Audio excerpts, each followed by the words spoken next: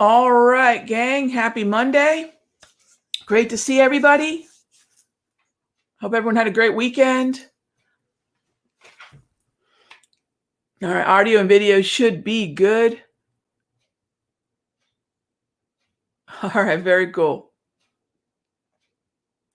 Great to see everybody.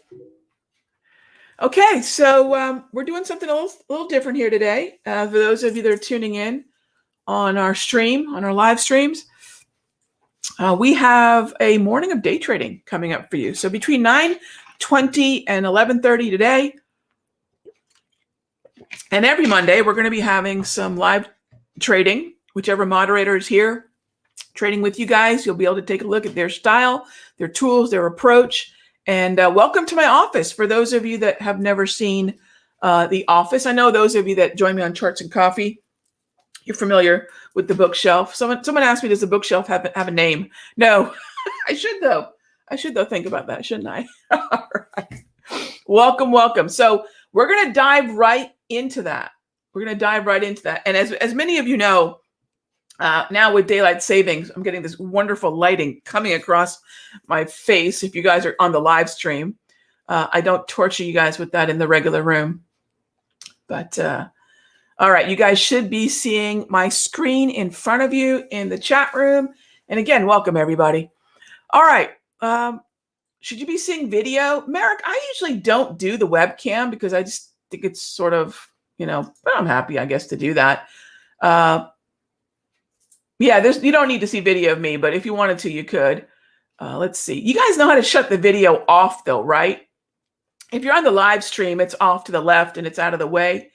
But let's see what we got here.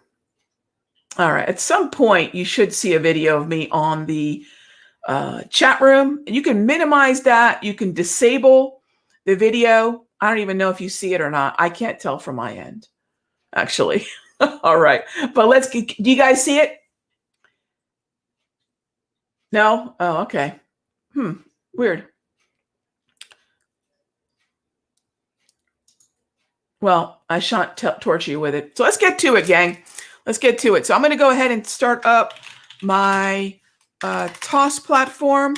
So one of the questions that we had at the end of Charts and Coffee was a really good one. And that was, do we have any brokers that, that I would recommend for futures traders?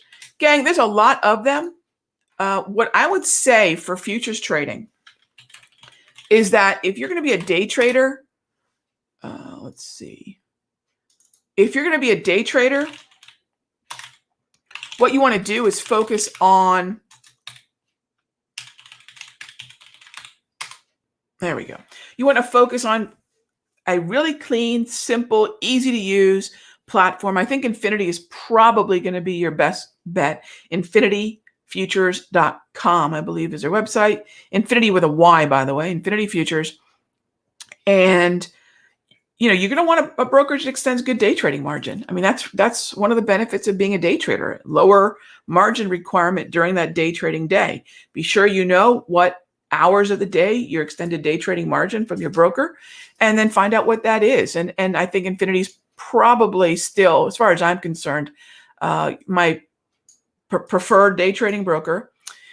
Then TradeStation. I think Tasty is quite good, and Toss, but again, check with each one of them in terms of their day trading margin. All right. Okay, so that's that. Let's see. Next is, I love it. Yeah, Infinity is fantastic. I agree. All right, so, a couple things you're going to notice about my day trading. And I think I sent this video along last week. And I'll definitely share it with you all again. But this was the Garden Lady story that John likes to tell. And I found, one of the members, I went ahead and I edited out the 3 minutes where John tells the story about the Garden Lady.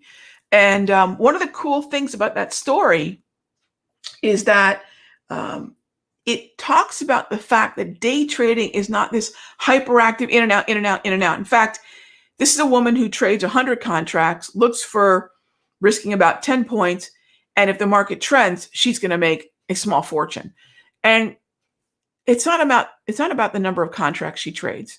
It's actually about the infrequency with which the discernment, the specific setups she's looking at, and she does not reveal the setups. It's more of an approach. It's more of a mindset. So for me, if I get, from a day trading perspective here today, if I get 4 setups, 5 setups, that's a pretty active day for me, because it's not about getting in and out. You'll also find I'm not a two-way trader. So right now, and since November 3rd, we have been focused on the long side and the long side only. So if you've been struggling with your day trading and you're a two-way trader right now, my first advice is every morning, choose your directional bias. Now, this is only for those of you that might be struggling. If you're not struggling, you're going to learn a different kind of style, a much more infrequent trading style. And if you're joining me this morning, you're going to embrace this idea of, at least for the next 2 hours, directional bias. I'm going to pick a direction, and it's going to continue to be bullish. It has been now for November, December, January, February, and going into March. So I don't look for shorts, one-way trading. And again, if you're struggling, 2 really simple things to do. Embrace the directional bias, trade in one direction. Find only buy setups or find only short setups. And number 2, look at how many trades you're putting on in the morning. If you step back and you say, wow, I put on 14 trades on average, cut it in half. Cut it in half. In other words, tell yourself, rather than 14 trades or infinity, whatever you're allowed to, trade in the morning, say, look, if I'm typically trading 10 round trips, 14 round trips, 20 round trips, I'm allowed half. Cut your activity in half. What that's going to focus you to do is be more discerning. It's going to keep you from over trading. Because if you're losing as a trader and you've got a lot of round trips, sorry, you're over trading, right? But you might have some really good setups in there. Cut your activity in half. It will make you much more discerning about the setups that you're looking for. All right, so the first 2 things that I do in the morning, really simple. Do we or do we not have any gap psychology? That's number 1. We want to look at whether or not this market's opening above the previous sessions. And I'm going to have some notes here. So you'll see I keep notes on the left margin. Is there gap psychology? And you'll also notice that just because the bell is rung, gang, we're not racehorses. We're not greyhounds. We're not just trading because the bell rang. We're going to wait for our setups. So the first thing is gap psychology. And the question is really simple. Did we open above, and this is really important, above both the high, well, I'm going to say the close of the previous session. That's a gap for most traders. The close of the previous session. And did we open above the high of the previous session? All right, so that's to me is what a gap really is. And if we did, which today we did not, then we have a higher likelihood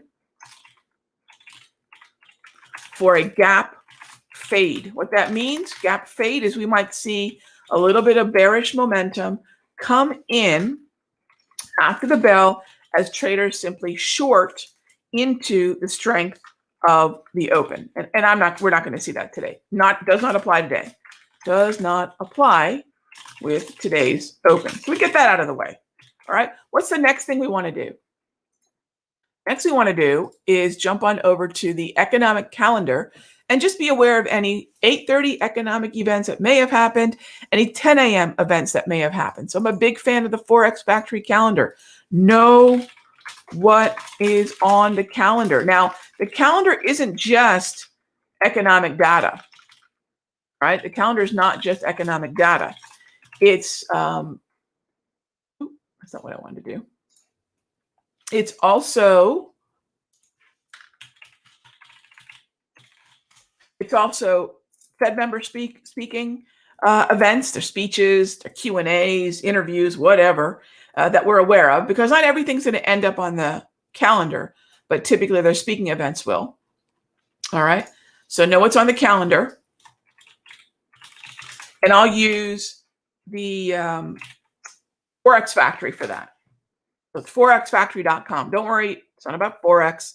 It's really about understanding the economic data globally. Because if you're a futures trader, you are much more similar to a Forex trader than you think in terms of this being a more and more increasingly impactful 24-hour market.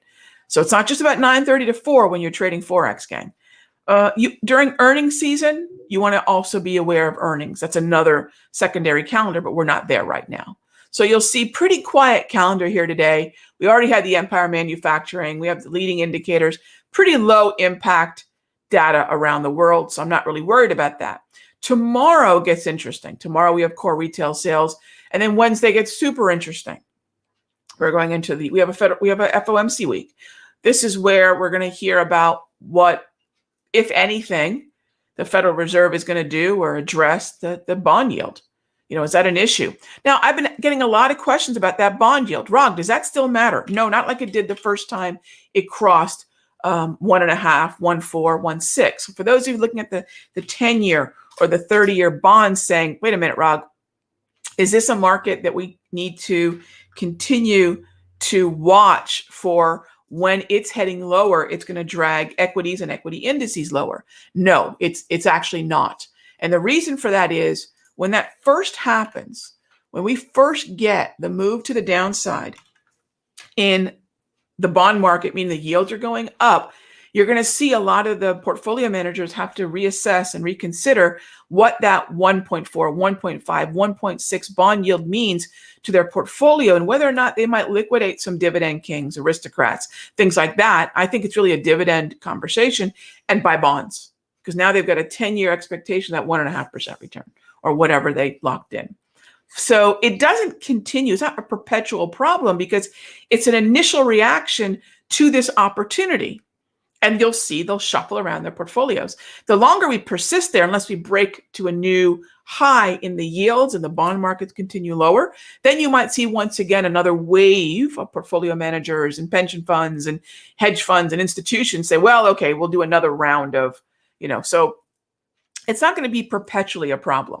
It's just if we break new thresholds in terms of that bond yield. All right. So it's not an ongoing thing. You might say, why are the bond yields going down and stocks are going up? Because they've already gotten over it. They've already got the initial shock.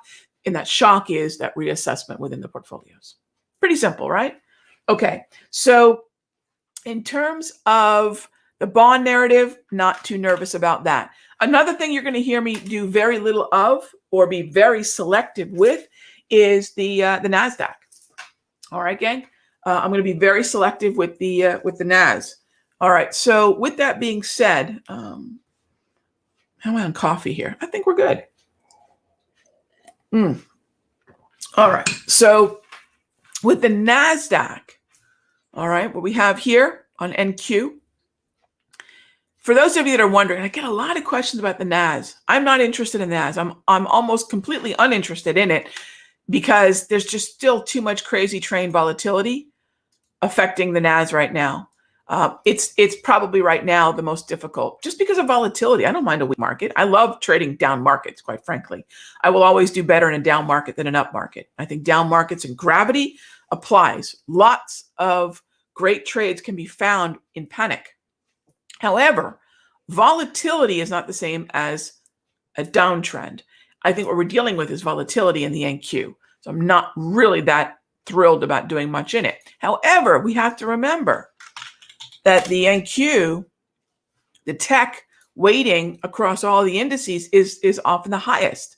So where the NASDAQ goes, oftentimes the S&P is going to as well. So a lot of you know the S&P, which oftentimes is the go-to for a lot of futures day traders. I think that's tactically a little bit of a mistake until you get a really good reading of what's happening in the Dow and in the NAS, knowing that the S&P is going to be in a tug of war between the two. All right. So there is that. Okay. So let me get the notes links out to you guys in the room. Bear with me there. So for those of you that are joining on the live stream, one of the things that I do is I send out the notes and links and different things to the members as an alert. So they have this information. And as we set up trades, I do so in that left margin so they can see the constant conversation. But I call it my cartoon bubble. They basically can see what I'm looking at, why I'm looking at it, different notes, different links. That's just a thing that I do here in the room. The Raghee notes. All right, let me send that out to you guys. Okay, you should be all set. And I'm a big fan of this workflowy. You don't have, it's a free service if you want to use it that way. And I'm a big fan. I keep all this stuff on the margin to the left. So we have our charts and coffee replay. This is a video about the commodities and the reflation trade that's been powering a lot of the swing trades that we've been talking about in the premium video. I sent out some alerts last week, gang. And you guys can check this out too in the live stream. Friday alerts for EO day swing trades, end of day. Okay, I'll spell that out. End of day swings. We have this one right here, daily swing in the British pound. And we have, we've been talking about corn a lot. Well, beans have come on strong too. So there's the bean trade that I sent out. So we'll be looking for both of those today. I saw that I sent them out after the close. I wasn't interested in entering them on Friday. We'll be looking for those zones today in the room. All right, so you can check that out. And it's also in the alert section, gang. All right. Okay, so what else do we have here? Yeah, I don't know why I know the webcam's working in the stream, which, I don't know who needs to see my face in the morning. That's for darn certain. I'm not even having a good hair day, actually. This is where guys are lucky. They don't put a ball cap on their head. This is what happens when you spend quarantine giving yourself your own haircuts. So note, my hair serves as a warning to others. Don't cut your own hair. Although we all got the revelation that George Clooney apparently uses one of those Flobies to cut his hair. So maybe I should invest in a Flobie. Is Flobie a publicly traded company? Okay, so we've got now 4 setups that I am on the lookout for. Just 4, really. Between now and 10:30, we add one more after 10:30. And what are the 4 setups? So I'm looking for any kind of V-score low to buy into. So remember, I want to anchor my V-score tool to 7 a.m. Eastern. And if we get down to those V-score lows, great. And I'll just call that, that's probably my first pitch. That's what I'm looking for right off the bat. First pitch.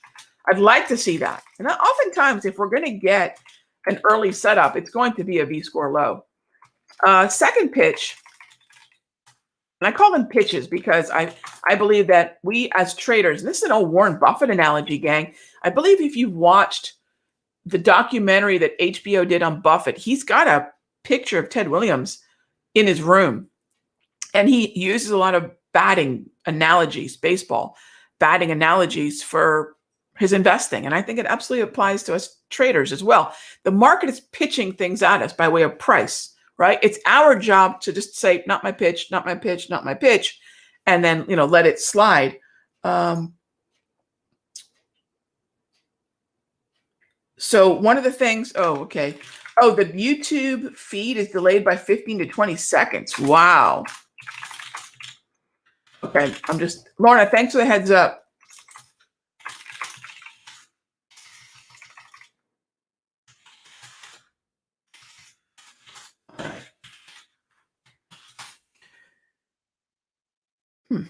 Okay, so that's good to know. All right, the second pitch that I'm looking for is what's known as the hourly price movement range. Hourly price movement range. That's a volatility level. That's a volatility level. So now I'm looking for exhaustive volatility support. Now, all of this is under the umbrella of bullish directional bias. All right, really important, bullish directional bias for day trading.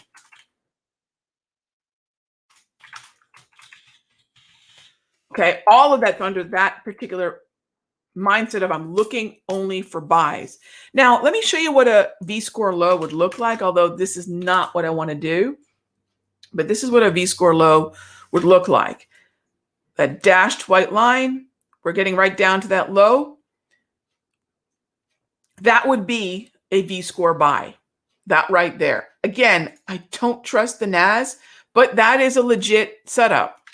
So let me just grab, and I like to grab screenshots to show you all. And one of the many benefits of not being a rapid fire trader is we can actually wait for these setups, discuss them, place conditional orders. So what you'll see here is, and I'm going to put this in the so right here, what we're looking for is a combination. Here, I'm going to point this out. Let's get the sidebar and get some drawing tools in here. So what we want to do, oh, where did my image go? That's weird. Anyways, I'm not going to waste time fussing with that right now. But what we want to do is see this low right in here. Let me get another set of drawing tools.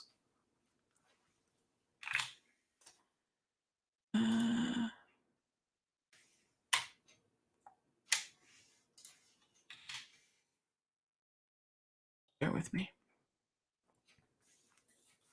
There we go. So what we have is this right there syncing up with that right there. I'm kind of not in line there, but you get the point. If I liked the NAS more, that's a buy. If I like the NAS more, that's a buy. That's an hourly price movement range setup. So this area here, when we start touching that V-score, that is then going to line up. Just go straight up. Go straight up with that level right about here. Okay, that's just a V-score. That's looking at the standard deviation of volume weighted average price. And I think right now, yeah, right now that's the only one that I even like. All right, that's the only one. All right, so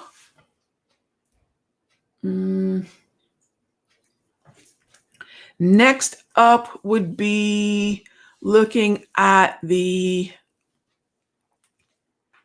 like the way in which the ES might be traveling with the NAS, because remember, the weighting of the S&P is very similar to the weighting of the NAS. The first 5 names in the S&P, and by the way, you guys see me kind of looking around.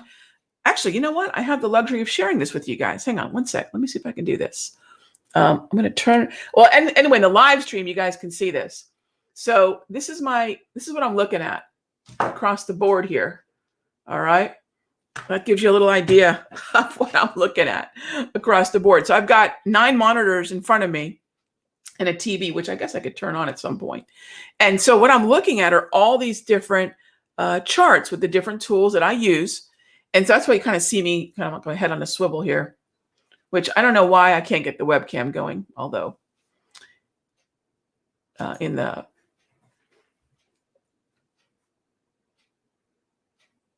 let's see, in the regular room. But so what we have to remember is that until I get one of these pitches, so far only the NAS gave me that quick opportunity, and quite frankly, right now I hate the NAS. All right, my third pitch. Here's the cool thing: once you understand what these pitches are, you can then start to stack them. You can start to stack them. You can look for a V-score HPMR combo, right? You can start to look for V-score only, HPMR only, etc. The third pitch, that's really my preference, is what's known as the clearing range, breach, retreat. All right. Now, I know for those of you that are brand new to the Simpler Futures room, this actually ends up being a great session for you guys to be in on, because I'm talking about some of the real basic tools and strategies that I look at. So it's a clearing range, breach, retreat, and that's going to be after 10 a.m. Eastern. After 10 a.m. Eastern. Okay. After 10 a.m., we have the high-low of the clearing range. What's the clearing range? It's the high and low, or it's the range in points that occurs between the bell, 9:30, and 10 a.m. That's really what we're focused on there. All right, so let's see. Any questions that are popping up so far? And again, thank you everyone for your patience in both rooms. I know in the regular room, you guys are pretty used to this. Yeah, sorry, Twitchy. I don't know why I can't get the webcam. I'd probably have to reset the room to try to get it to work. I don't know why it's not picking up, but you guys don't need to see my mug in the morning. All right. So that's the third pitch, right? Breach retreat, meaning I want to see the high-low range of the opening 9:30 to 10 session broken and then retrace. If we get that, we'll know after 10 a.m. Eastern. All right. Is there anything else that's closing in on V-score low? The YM might be interesting. Let's jump over to the YM. Let's jump on over to the YM here. Move this camera just a bit here. It's right in the way of my charts. Okay. There we go. So take a look at the YM here. I'll pull this up on the screen. Now we're talking. That could be, see how I have this dotted line right there? Couple of things I need if we're going to get this. Those of you in the Simpler Futures room know we are constantly monitoring the 8, 13, and 21 exponential moving averages. Constantly monitoring them. We want to see that at very worst, all they are sort of tangled and sideways.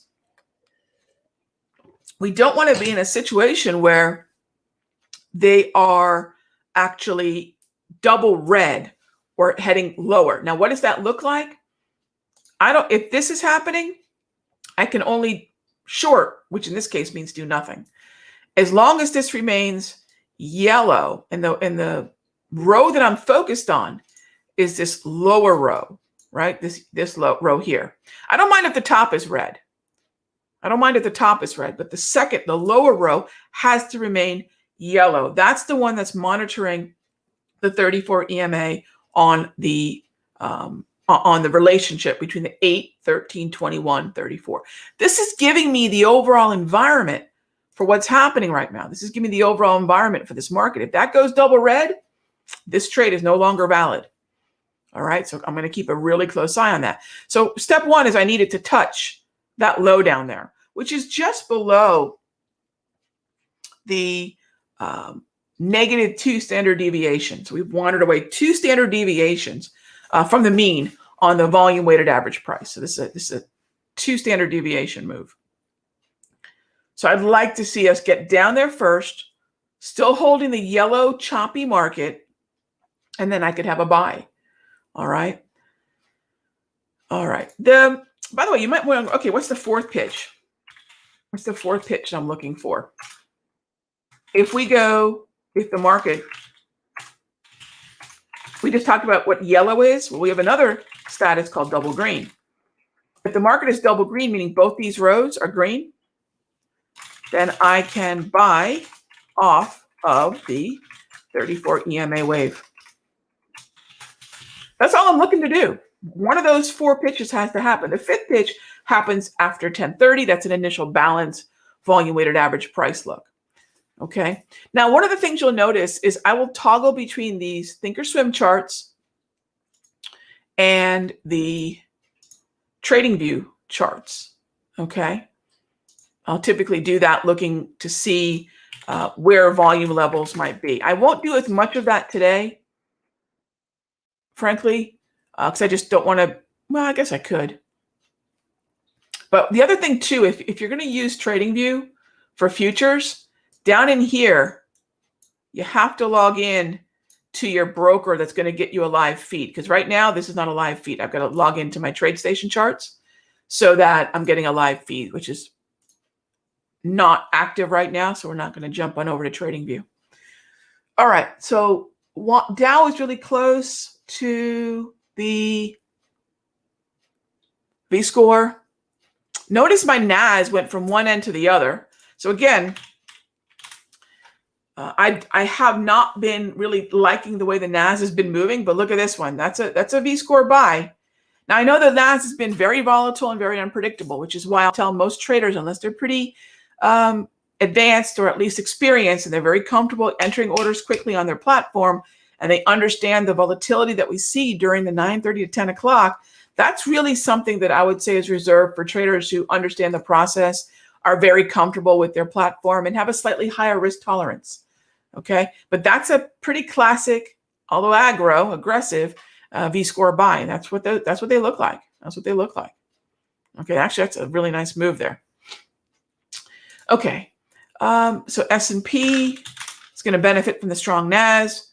Dow actually is also going to benefit from the strong NAS because tech is heavily weighted across all the indices. Now you might say, Rog, what if you don't get a setup before 10 o'clock? No problem. We'll then go to that third pitch, which is that clearing range breach retreat. In about 6 minutes, we're going to have the high low of the clearing range set. That will be set. In other words, we will have the breach levels, and I'm only looking for a long breach, ready to go. And then if we get that breach, we're right as rain, and we'll look for the retreat to try to get long. In the meanwhile, I know a lot of traders start wondering, well, do we want to fade this move on the NAS? Oh gosh, no, gang. Remember, one-sided trading, unless you are right now a profitable two-way trader, in which case you're doing your two-way trading thing. Don't worry about most of what I'm telling you. If you're a profitable trader and you've got that down, do it. Do what you're doing. If you're not, your P&L, your equity curve is not heading in the right direction. Again, two things. Pick a direction in the morning, cut your trading activity in half. Just that simple. A lot of folks just do that, and they find it makes a significant change in their approach, their P&L. And as I like to say, I like my broker, but I have no desire to make them rich. So you might say, all right, Rob, we're moving down towards that V-score low. We sure are. And as long as that second color, that yellow, remains yellow, we can look at two different things. We can look at buying calls in the DIA, or we can look at actually buying the micro YM, or we can just buy the YM. And that's what we're looking for. So the next question oftentimes is, well, Rob, can you give us an idea of what that price is? Yeah, that price is going to be right around 705, 710. So the other thing to notice, and this is where I might go ahead and jump the gun just a little bit on the setup potentially, maybe, is that we're coming into a psychological level, a major psychological level. So this would be what I call an aggro day trade. What is aggro? That's my way of letting you guys know that we are looking at a more aggressive setup, either because of time or level, and I would prefer you guys trade smaller size.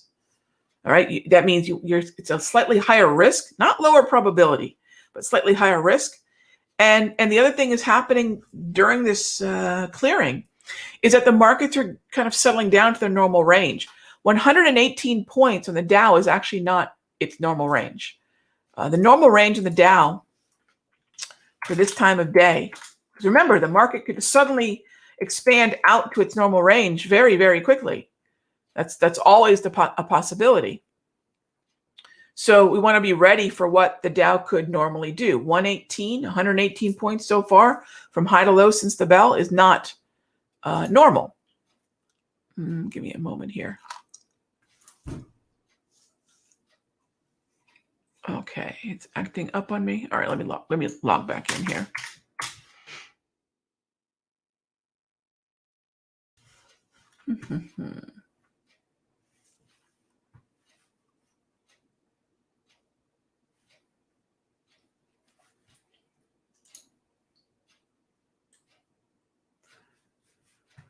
Hang on, gang.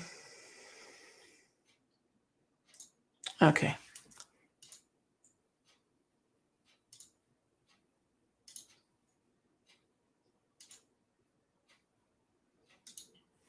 All right.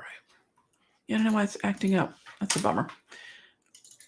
Let me just log in all the way.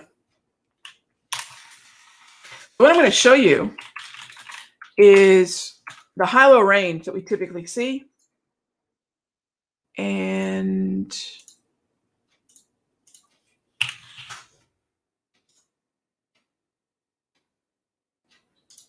what that does is allow us to understand historical volatility, which is something that a lot of traders omit because they just don't know that this kind of calculation exists.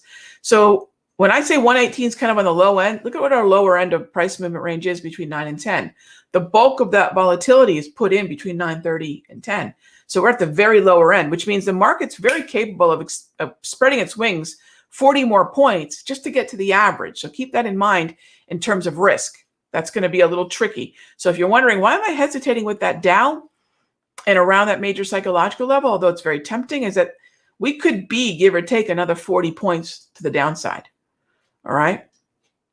And so it probably makes sense to actually wait for that V score to touch that lower level. And that lower level is going to be probably right around 32,685, that area. So this would be a buy, June Dow, 32,685 limit order to buy. Now you'll notice I use conditional orders. All right, use conditional orders. Whereas one of my first mentors said, only losers use market orders. Maybe a little harsh, but when you listen to John tell the Garden Lady story, one of the things she found, 95% of her clients who consistently lost money did three things, exactly the same. They placed their stops too tight, they overtraded, and they used market orders. So, you'll hear it from a lot of experienced traders saying, yeah, don't use market orders. Don't do it. Use conditional orders, use stop orders, use limit orders to enter the market. And that's exactly what I do, right? So I believe it's going to put us right around 685, that area there. And as long as this doesn't go yellow, that's definitely something I can keep an eye on. So that's the big caveat.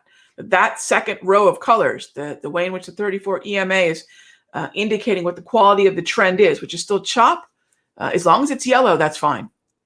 Okay. As long as that's yellow, that's fine.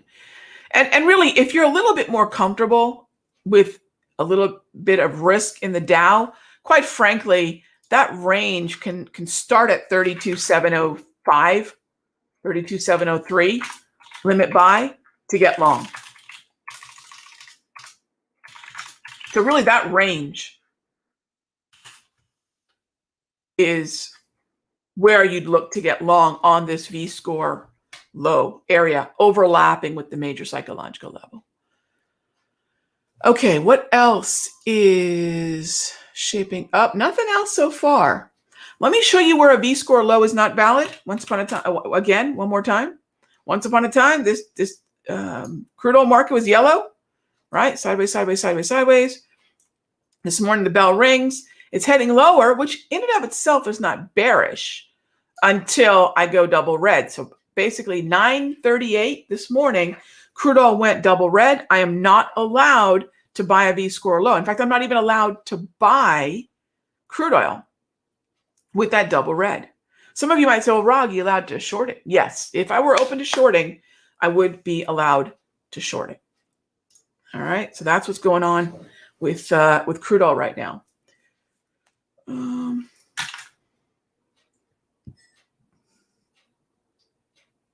Let's see. So Dow's still struggling. S&P sort of chopping.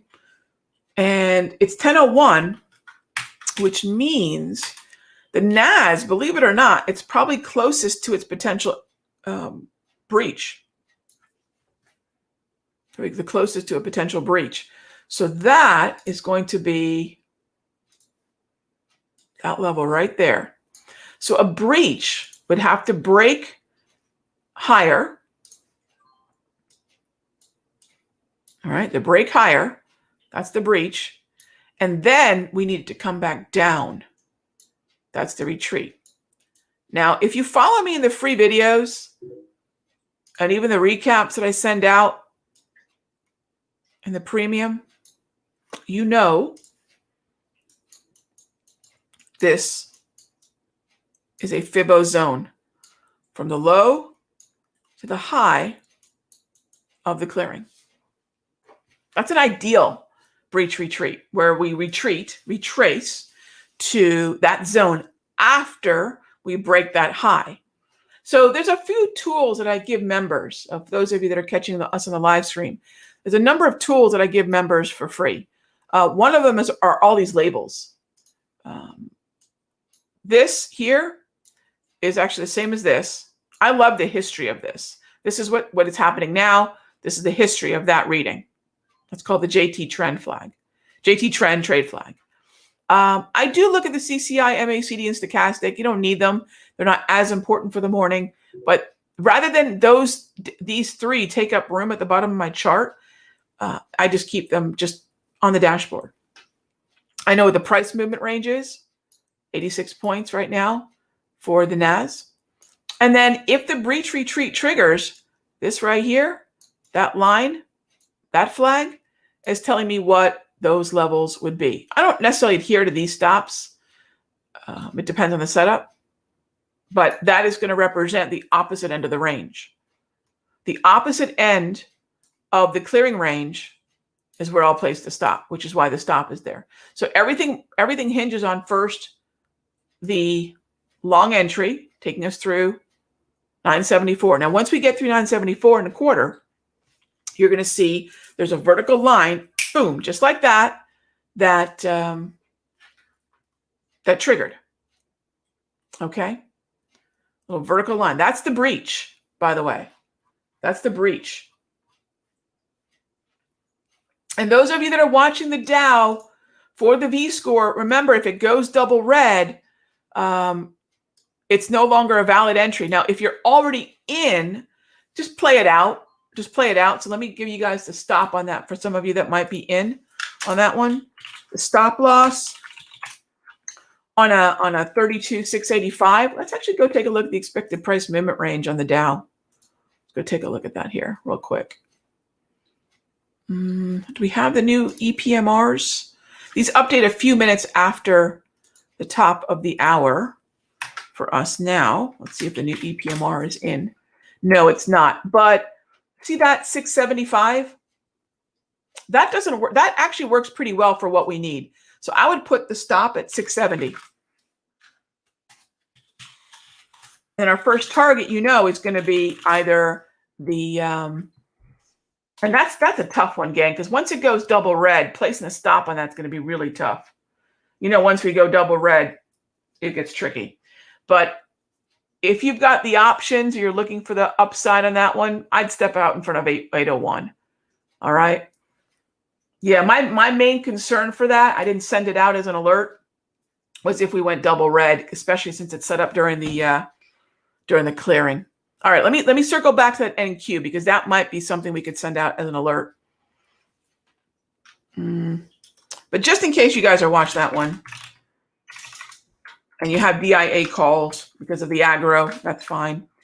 But let's set this one up, because NASDAQ won't be aggro. So this is going to be a day trade, June NASDAQ buy. So not aggro. It's after 10 o'clock, breach retreat. So we have the breach. See how we popped up through the top end of that range? And by the way, going back to the Dow one more time, I still like the buy in the Dow.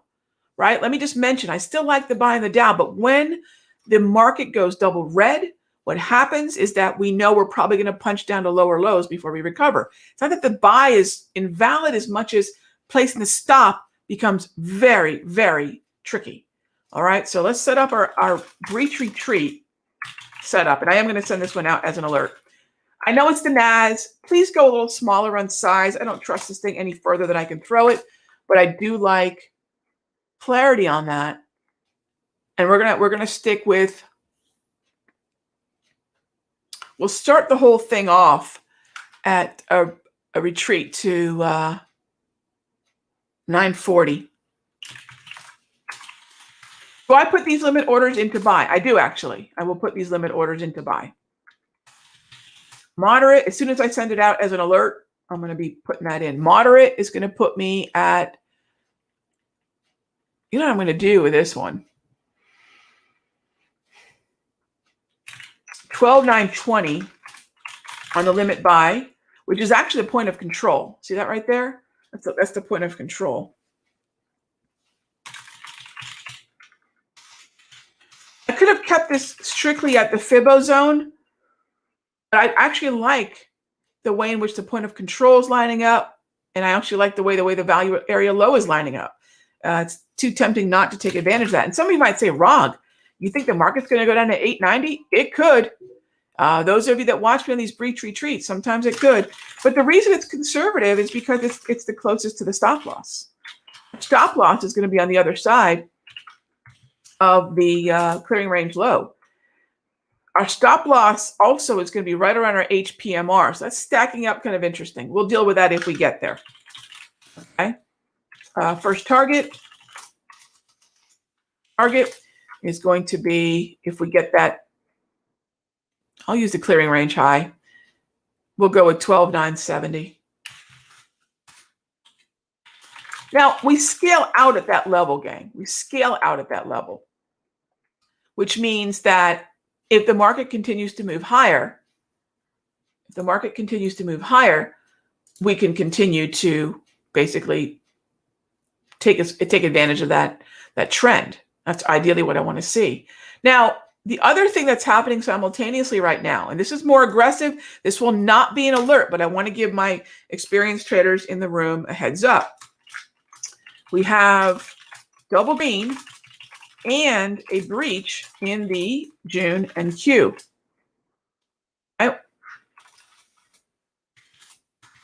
We have double green and a breach. We've broken the top of this range in the June NQ, which means pullbacks to the 34 EMA wave. For those of you that don't know what that is, it's the 34 EMA on the high, the close, and the low. So the pullbacks to 34 EMA wave are valid buy zones. Now remember, the reason I can't send this out as an alert, do we just lose the double green? Or am I not seeing? Oh, and you know what? We don't have double green. I take that back. Sorry. We don't have double green. I thought we did. If we do, though, I take that back. I'm going to put once we have double green. I thought we did. Once we have double green, if it does go double green, we can buy pullbacks to the zone. All right. So once we have double green. Some of you probably said, hey, Rod, what are you looking at? Your coffee has not kicked in yet. All right. But the pullback on the NQ for the breach retreat is valid. The wave entries are not valid. All right. Okay. And I agree. Mr. David Sarr says really mixed bag this morning. Oh my gosh. Yes. NAS is heading higher. Dow continues to head lower. S&P is heading lower with the Dow, and Russell's heading lower. So you've got the NAS. So when you don't have the four indices moving together, you don't have widespread risk appetite across stonks. You just don't. It's better when the Dow, NAS, and S&P are more or less moving together. The Russell can do its own thing. The way in which the Russell is weighted, it's perfectly capable of doing its own thing because it's not sharing the same stocks or the same sectors or even remotely the same weighting as the other three indices. So the Russell's really not like the others. You know, it's something to keep in mind. But the buy on the NAS is valid. And the NAS is capable of doing its own thing because it is a tech index. Tech, consumer, discretionary, communications. So it can do its own thing. It's not going to be affected by the Dow. It's really not going to be affected by the S&P. The NAS can affect the other two, but it doesn't work really the other way around unless we just have widespread risk aversion, in which case the market doesn't want to buy stocks. And that would, of course, affect all the indices, right? But right now, the NAS doing its own thing is perfectly fine. It's actually perfectly fine. The Russell is actually heading down to a V-score low. Now, V-score lows before 10 a.m. and V-score lows after 10 a.m., you guys are seeing they're two different animals. Remember, one of my hesitations for the Dow is it could have just suddenly stretched its wings by 40 points, and it did, and then some, right? So when we have a pre-clearing range setup and the market has not put in its typical price movement range, suddenly the market can. And you watch that live in the Dow, which is why I'm so cautious about doing anything until after 10 a.m. The Russell, there it is. Now, you might ask, well, did the Russell put in its typical price movement range, Ron? Because, this might not be something you guys are aware of, okay? Volatility. Think of it this way. Really important. There are 4 factors I consider in my trading and the indicators, most of which I've created for myself, just because these answers I couldn't get from the indicators that existed, right? One was, well, of course, price, right? We consider price. Time, we talked about 10 a.m. a lot, end of the clearing session. Volatility and volume. All 4 of those are a factor in everything that I do. This graph I'm showing you, that's actually a volatility conversation. Is 11 points on the low end? Yeah, it's kind of on the low end. If you wonder why, hey, Rog, why don't we like that Russell? What was tricky about that? Low volatility. The market could have easily expanded suddenly, put in lower lows. So not only do we have a mixed bag, just as big bad voodoo daddy, Mr. David Starr, has said, in a lot of these cases, we have a narrower range. So far, this is kind of a pretty lousy Monday. A lot of back and forth volatility, but not a lot of clarity, not normal ranges, not the things that I like to see to increase the probability of our trades. For the most part, I think if we're looking long, we're going to be fine. I think if we're looking long after the clearing, we'll be even better off than looking for those positions during the clearing range. All right. So Russell, let me show you the S&P. And bounce off the V-score low as well. There you go. Yellow, V-score. S&P might be a better place to look for setups. And here's why.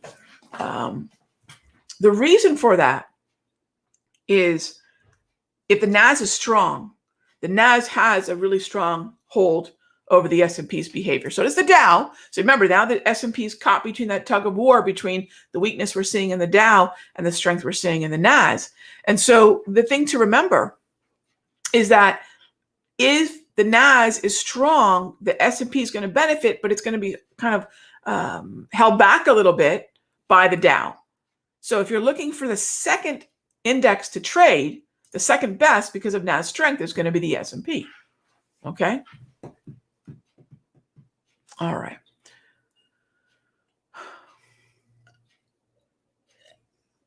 So you'll notice this relative outperforming conversation and which markets are sympathetic to what is really important.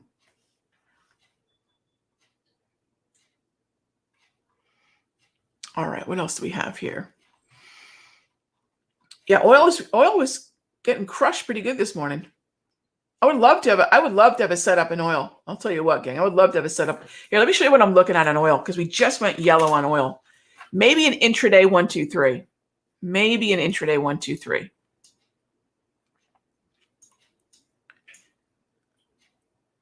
And that is going to be looking like potentially this, maybe something like this. But wherever that swing high ends up being, this could be an interesting intraday reversal on crude. That could be an interesting setup forming. We'll see. We'll keep an eye on it, but we need the swing high. So what we look for is the swing low, the lowest low, which is this right here. I need a swing high, which looks like it's happening right here at the value area high. Volume derived level. We need the market to move lower. And then once we break out, this is our breakout level. Once we break out through that level or breach, that's a better way to look at it. Once we breach that, that could be an interesting level. But we've got to trade back down lower to show that swing high. So we'll keep an eye on that one. I'd probably want that to get back above 68, maybe 69 in order to get long. If we pull back, I'd like to see, again, we need that swing high left behind.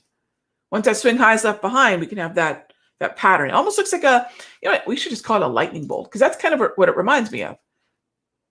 Boom, boom, wherever that ends up. And then that kind of looks like a lightning bolt, right? That's what we're looking for. It's a Dow pattern. It's a Dow ABC, Dow 1, 2, 3, Dow ham and cheese. It doesn't matter what you call it. Know what the pattern looks like and know what it's revealing about market psychology. All right. Next up is, let me answer some questions here. Yes, in both rooms, this is recorded. Yeah, in both rooms, this is recorded. You'll have the replay on YouTube for those of you that are catching the live stream. So thanks so much. If you're here for the live stream, normally I'm not on camera for doing this. Yeah, clearly, normally I don't. Again, I'd rather you guys just look at all the charts and stuff. But anyways, welcome to my office. I was going to torture my regulars with some live stream too, but I could not get the camera to start. Then you guys could. All right, RTY's textbook today. Hey there, Twitchy. The only thing that I would say I don't like about the RTY, Twitchy, is the fact that we had such a low price movement range, because I know that I have to be ready for give or take another 2 or 3 points. I mean, this could have definitely gotten another 2 or 3 points lower. So that's probably the only thing I don't like about that V score. Although I'm with you. That's a double green V score. That doesn't happen very often. Sorry, it's a after that sell off. Oh, I said double green. After that sell off, to hold the yellow, that's actually a really good looking setup, and a minor low to boot. Yeah, almost textbook. I agree with you. Almost textbook. Just that volatility element. Dave C, I don't look at the 5-minute charts. I mean, you can. There's no harm in that. I look at the 1. So if we're still double red on the 5s, I mean, if that's the setup, if that's the time frame you're using for your setups, cool. But I don't change off the 1. I'll keep an eye just on the 1 for that one. But to your point, if you want a longer term setup, longer time horizon, that 5-minute will probably do it for you. But I don't have a problem with the reversal if we can get it. But I don't see it happening. That 1, 2, 3 is not in place yet for me. We haven't really left a clean swing high behind.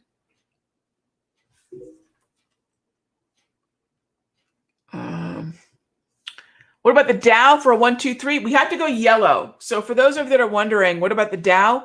So I guess one thing I have to mention, anything before, and I know a lot of you already know this, but anything that sets up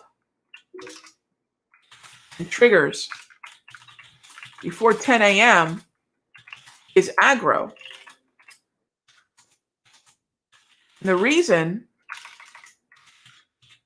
we talked about this already, but I'm going to put it in the notes, is that and this is really important because this has to do with that volatility element.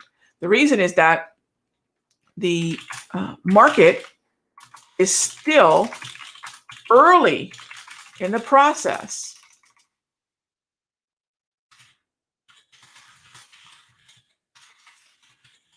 this morning of establishing its normal range, normal volatility range.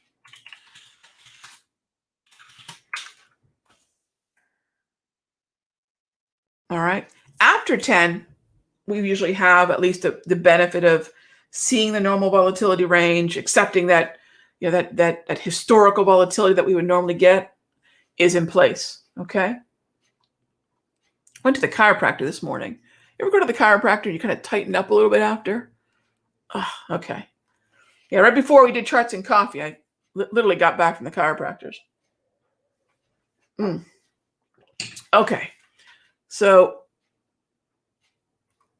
looking at that there, a little tricky. Let me show you again. What am I looking for? About 13 points. So like I said, 2 to 3 points, about 2 or 3 points. Less than what I'd like to see, which means I've got to factor in another 2 or 3 points on the stop loss that I wouldn't have had to had we printed, say, 13 between 9 and 10 o'clock.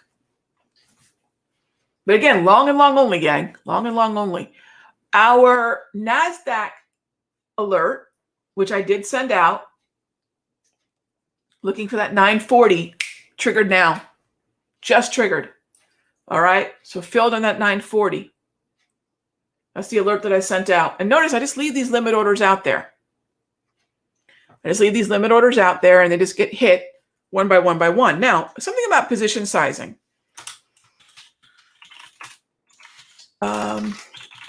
Just some position sizing basics. I really can't type this morning. Aggro levels should be your smallest position. Moderate can be larger, and conservative will be my largest. Why is that? Because I am always going to assume that I'm going to take heat from the aggro. Which means for a lot of you, it's a good opportunity to go micro. It's a good opportunity to go QQQ calls, NQ calls.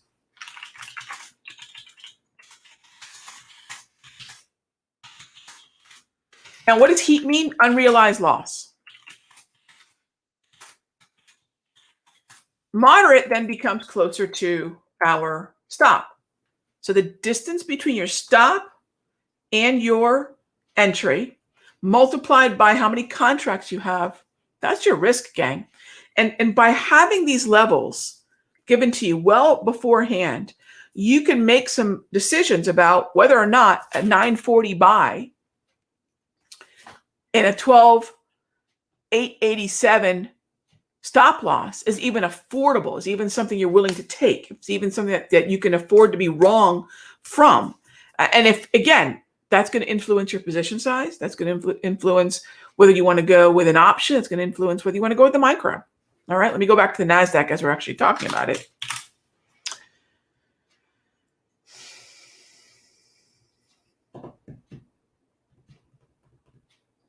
Okay, so that's the area we're talking about. My next level down is going to be 20. I saw the moderate is 20. We put a low in at 22.5. Close, but no cigar. Now, some of you will notice that right now, it's only 24 minutes after 10. There is a strong possibility we could have an HPMR V-score here on the NAS. What about the ES? See, the ES is trickier today because the Dow is actually the problem for the ES today. Last few trading sessions, the Dow and the ES have been simpatico, and the NAS has been holding the ES back. Now, the NAS is great, and the Dow is holding the ES back. So let's see. Do we have a V-score HPMR combo here on the ES? Unfortunately, no. But we do have, I call this the Garden Lady low, right? I don't know what the Garden Lady low was, but that's my way of having a high probability, lower risk position. So, all right, here we go. I'm going to set this one up too and send it out. Now, this is separate from the other NASDAQ alert. It's two different pitches. Okay. So now I'm talking about the Daytrade, the new, the June NASDAQ buys, a new setup, completely separate. When we have setups in the same symbol with different strategies, this is going to be an HPMR V score. Okay. It doesn't care. It's completely separate from anything that came before it. They're just overlapping coincidentally. They're not, it's not an adding, it's not a meshing the two together, nothing like that. So HPMR V score and my aggro on that one. So for those of you that want a really low risk entry, we head down to the range. It's going to start at, let's see, basically 12,890. So aggro is going to be 12,890 limit buy. Moderate. Let's see here. Your moderate is going to be basically splitting the difference here. It's going to put you about 76. 12,876, 12,875.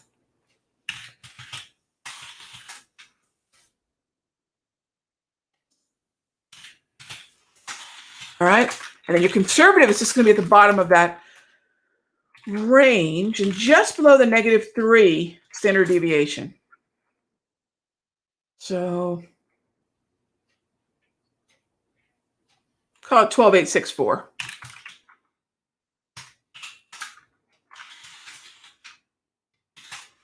Stop loss is going to be below the HPMR, 12,858. I'm just going 5-6 points below it. That's a sell stop.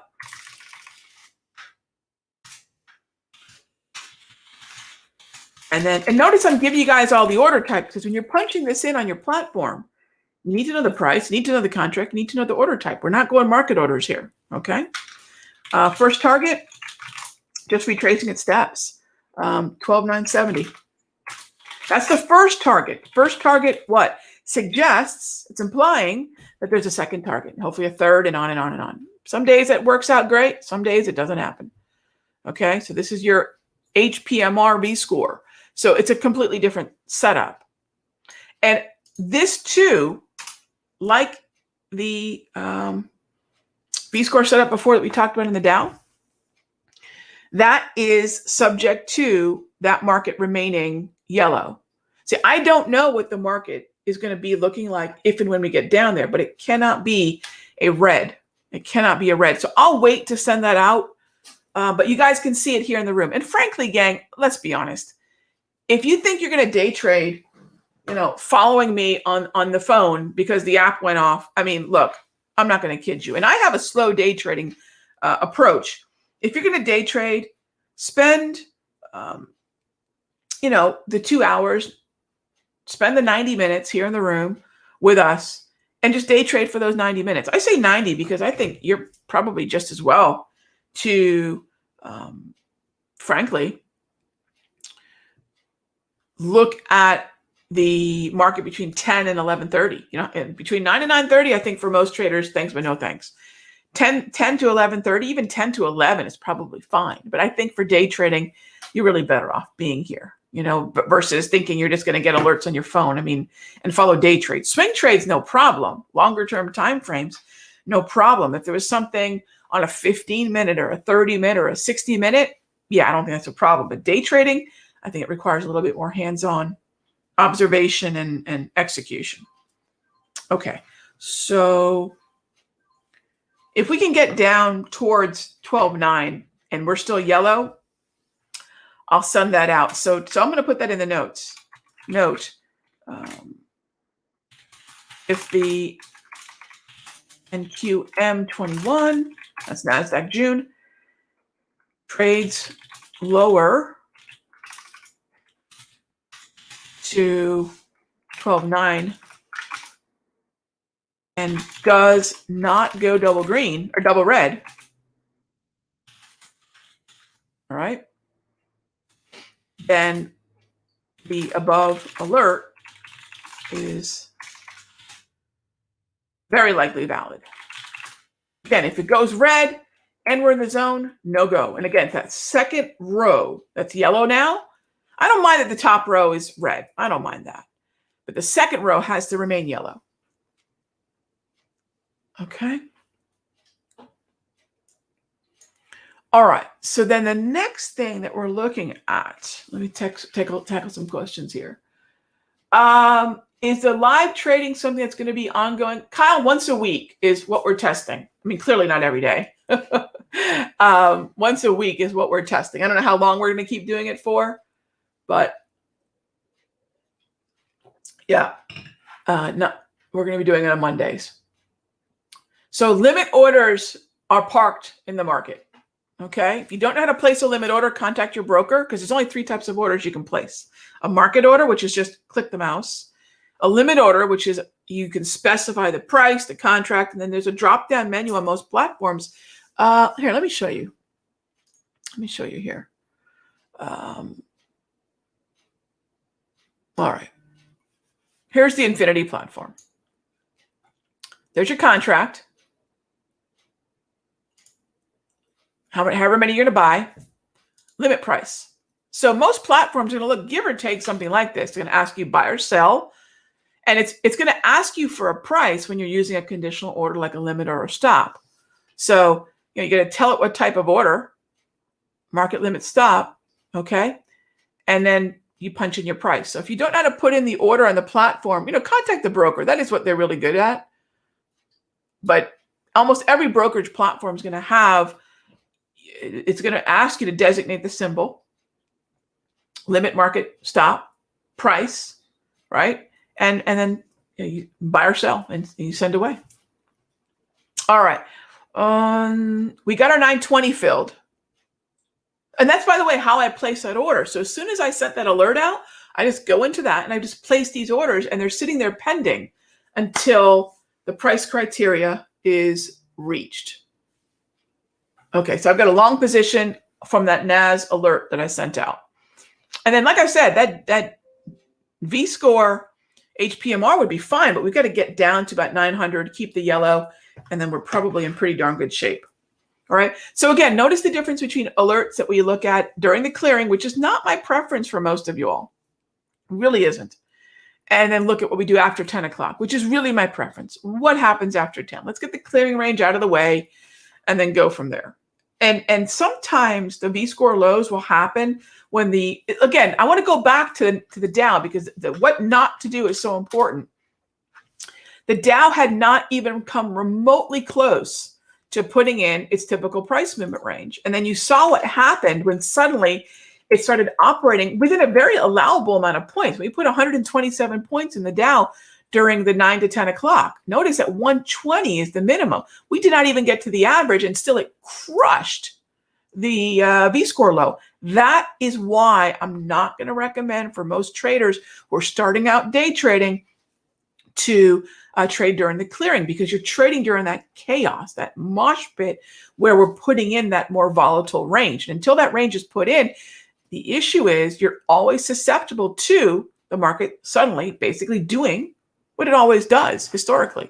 Not always, usually does historically. Okay? All right. So that is what we've got going on in terms of the setup there. All right. So I think in the beginning, a lot of traders who've never seen my charts before, one of the things you want to keep in mind is, I always use this analogy because I'll always end up with someone saying, gosh, that's a lot to look at. Could be. Here, let's look at this. This is the analogy I love. Okay. If you're a brand new pilot, and I'm trying to find like a more simple,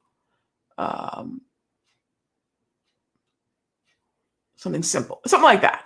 Okay. If you're a brand new pilot and you're looking at something like this little set of gauges to the left there, look at 6 gauges. That's not so bad, right? Is it all you need for that particular plane? Yeah, that's all you need. And that's usually where most, we don't put a pilot in that to begin with. We don't put a pilot in that to begin with. So some of you might be feeling like this right now. Does it mean it's too much? I love when people tell me it's too much.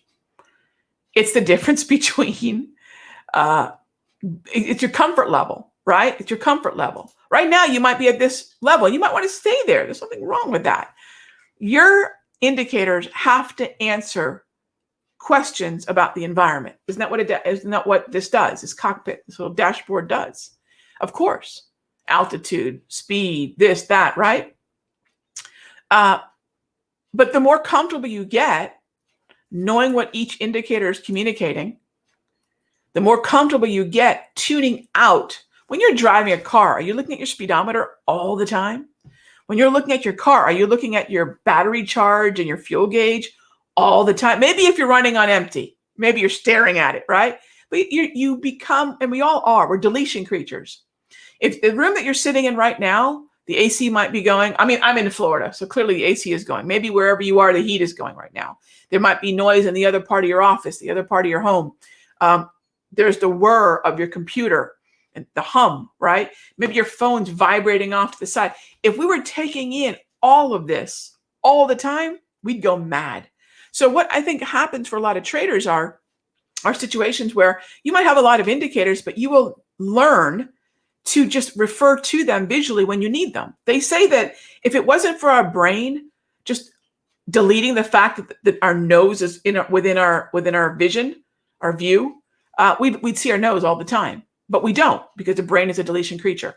Use that to your advantage. Put all the tools that you need that answer the questions that you need answered on your screen, and then let your brain do what it always naturally does. It's going to start to delete all that. All right. In the beginning right now, because all of this is new, I mean, your synapses are firing and thinking, oh my gosh, that's a lot to deal with, until you realize, that's the trend. This is a standard deviation of volume.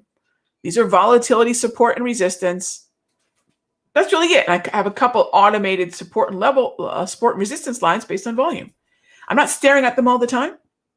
I'm referring to them as I need them. So again, think like a pilot would as you're graduating from a smaller plane to a larger plane, and the complexity, of course, goes up. Is trading complex? No, we're always just measuring price and sentiment. Some people like to use volatility, volume, time. I like to. A lot of people just like using price. Some people might use price and volume. Other people might use price and volatility. To me, the 4 factors you must be aware of are all 4 of those. Volume and volatility, probably the most overlooked. I think a lot of people are keenly aware of price and time. That's an incomplete look at the market. You add historical volatility and you add volume, and you now have a complete look at the market. So is your dashboard, are your gauges going to be a little bit busier? Absolutely. Absolutely. It might be busy because, again, you haven't processed the point to, all right, I don't need to stare at the clouds here for the hourly price movement ranges all the time. I don't need to stare at the V-score until it gets down to one of these white lines, right? And you'll just learn the process. So I totally get in the beginning, it's a little overwhelming. But, just remember, the more you look at it, the more your brain's going to know when to refer to what, depending on what the markets are doing.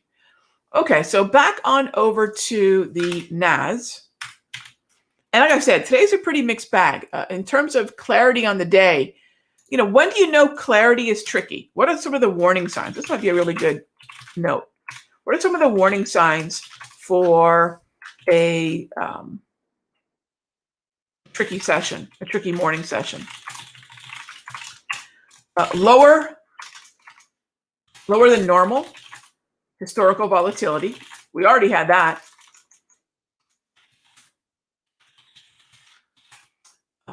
Mixed market direction. Today, for example, if you're wondering, okay, Rog, what does that mean? What does that look like? Today, the NQ was strong, and all the other 3 indices were weak. That's mixed. That's a warning. That's shot across the bow. We don't have risk appetite for stocks. We don't have bullishness for stocks across the board. We like to see when they're moving together. I don't mind if the Russell doesn't participate, but we do like to see when the Dow, S&P, and NAS are moving together. We do prefer when NQ, ES, and YM move together. And throw Russell in there, that's fine. It's not necessary, but we do like when those 3 major averages move together. Their weighting is so similar. All 3 of those have very similar weightings in terms of equities. Okay. So yeah, this is not a really clean day so far. Again, first warning shot, lower than normal volatility. Second warning shot, mixed markets. One's heading lower. Actually, 3 are heading lower. One's heading higher. Mixed market in that regard. And the Russell can do its own thing, quite frankly. All right, the Russell can do its own thing. Let's see. Let me tackle a few more questions here. So I think a lot of you are slowly starting to see how I'm reading this stuff. And the other thing too is, notice I color code everything. I'm not drawing any lines on these charts. I'm not having to do any measurements. I'm not trend lines. I love trend lines in terms of if they're automated. I love trends, right? Again, I'm going to automate them through a process of studying moving averages. So I try to automate all the processes. All the indicators on my chart are all I need to know. I automate everything. That way, all I've got to do is interpret. I'm not drawing anything. I've tried to remove as much subjectivity. That's one of the other reasons I don't like to draw trend lines. I want to remove as much subjectivity as possible, especially in a quicker trading style, or at least shorter term time frames like we would on day trading. Let's see here. Let me tackle a few questions here. And yes, this is live for those of you on the stream. I think you're on a little bit of a delay, so my apologies. I can't control that. All right. Clearly. Let's see.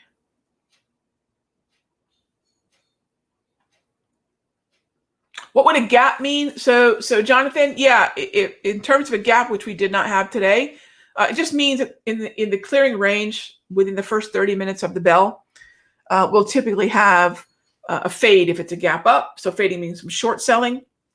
And if it's a gap down, we'll typically have some fade buying. My favorite is a gap up. I love gaps up. And the reason for that is what it does is it creates some selling right when the market opens. And that's when I like to swoop in and grab a V score or HPMR low. So I love that weakness that we can typically look to buy into on a gap, because usually it's going to be a little bit shorter lived, usually. And gaps don't close right off the bat, gang. That's not something we always see. Gaps just don't suddenly just close every time. Usually I look for about a 50%, but a 50% close on a gap. Okay, what else do we have here? What software is the best? I'm using Toss right now. I like TradingView if you have a way to put live data for futures in it. TradeStation's great. There's a lot of really great platforms. Ninja's out there, Ninja Trader. Tastyworks offers futures. The reason I stick with TradeStation, TradingView, or Toss is because my indicators are on these platforms. I don't have them on Ninja. I don't have them on Tasty completely. All right. Let's see here.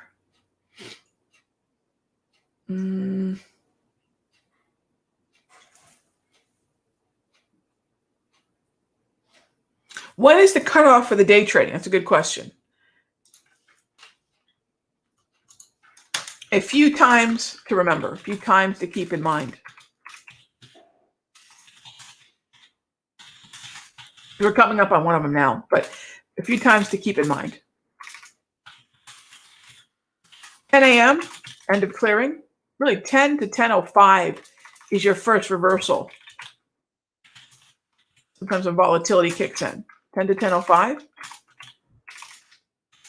10:25 to 10:35.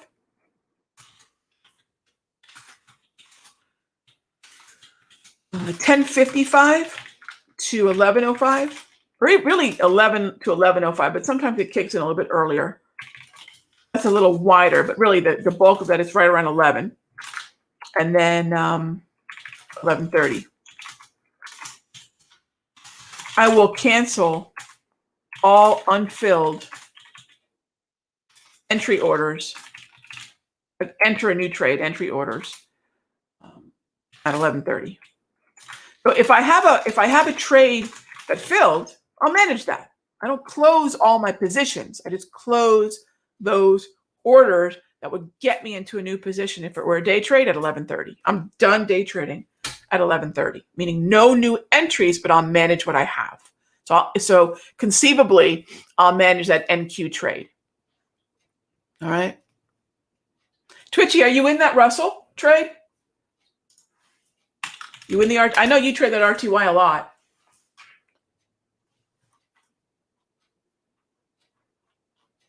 Did you grab that one? Adam says he picked up QQQ calls. I love where your head's at. That's awesome, Adam. Excellent. Yeah, I like that a lot.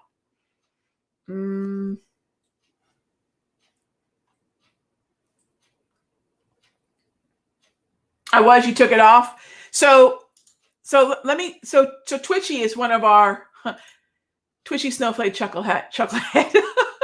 Hey, Twitchy, you know the folks in the live stream are going, what the heck goes on in that room? Twitchy Snowflake Chucklehead. His parents did not name him that. I mean, technically I didn't either, although I could take the blame there. But V-score low to V-score high, HPMR high, major psychological level at 2250. There's a lot there to say, wait a minute, that's a great place for me not to get flat necessarily, but to scale out. Why would you not want to get flat? Because as soon as we go double green, gang, there's a higher chance that we're going to continue higher. So you scale out, you pay yourself while you can, not when you have to. Okay. You know, if you've been a member of Simpler for any length of time, you've probably heard, you know, like I talk about pay yourself while you can. Why? Because especially for options traders, you need to use that bullish momentum so you can scale out at the ask, at the offer, and not have to scramble to get out when the markets are pulling back. So pay yourself while you can, not when you have to. And then that's really a mindset of, well, some of you probably heard feed the ducks. I think we have mugs or T-shirts or something that says feed the ducks. John talks about that a lot. And it's feed the ducks while they're quacking, right? It's an old British saying. And so what does that mean? Feed them while they're quacking. Same thing. When they want it, give it to them. When you hit 2250 and you've got bullish momentum going into 2250, what do you see happening in time and sales in the futures contract or in the options contract? You see that the trades are going off in time and sales at the ask. Why? Because people are paying up to get out because the market's moving higher. That is ideally how you want to situate yourself when you're scaling out of something. You want to pay up? Great. I'll take that. I'll take that. You know, you want to pay up because the momentum is going higher? Great. Take advantage of that time and sales momentum. All right. Really important, especially if you're an options trader, because that momentum is going to dictate which end of the time and sales you're going to be at, scrambling out at the bid or taking advantage of the bullish momentum at the offer, at the ask. And the value of your option is going to be higher when you're liquidating with that momentum. So for options traders, which we do the options as well, a lot of folks grab the IWM instead of, say, the micro. It's really up to you. It's really up to you. Just all I would say is if you're day trading the ETFs, be keenly aware of the pattern day trading rule, because there is no pattern day trading rule in futures. There's no pattern day trading rule in futures. So nice trade, Twitchy.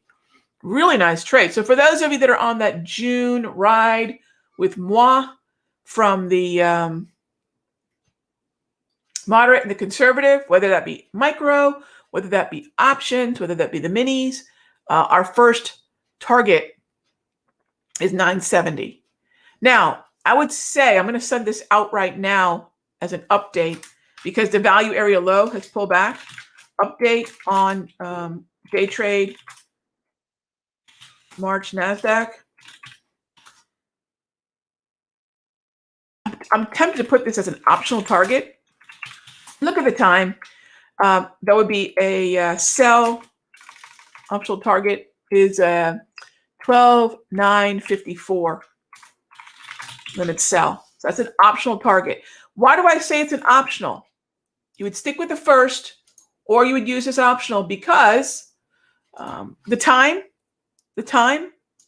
and the fact that, and you just hit it right now. You just hit it right now because the value area high, the value area high. Let me show you something here. This is the value area high. This is a volume-derived resistance level. That right there. Now, I have our exit way up here at the clearing range high. But usually, whichever comes first, I will tell you to typically proactively pay yourself at. Okay? So it's usually whichever comes first. We have my clearing range high up here, the value area high here. Usually, you know, but I'll put it out there as an optional. It gives you a chance to pay yourself. Do I think we're going to see 70? I think we probably will. But for those of you saying, gosh, Rob, we finally bounced and we took a little bit of heat, especially for that 940 entry. Yeah, I'd really like to just at least, what does this allow you to do now? Hitting a target, optional or otherwise. I'm going to put this in the notes here so you know why I'm giving you this optional. hitting a target first or optional means that, well, of course, you scale out and pay yourself.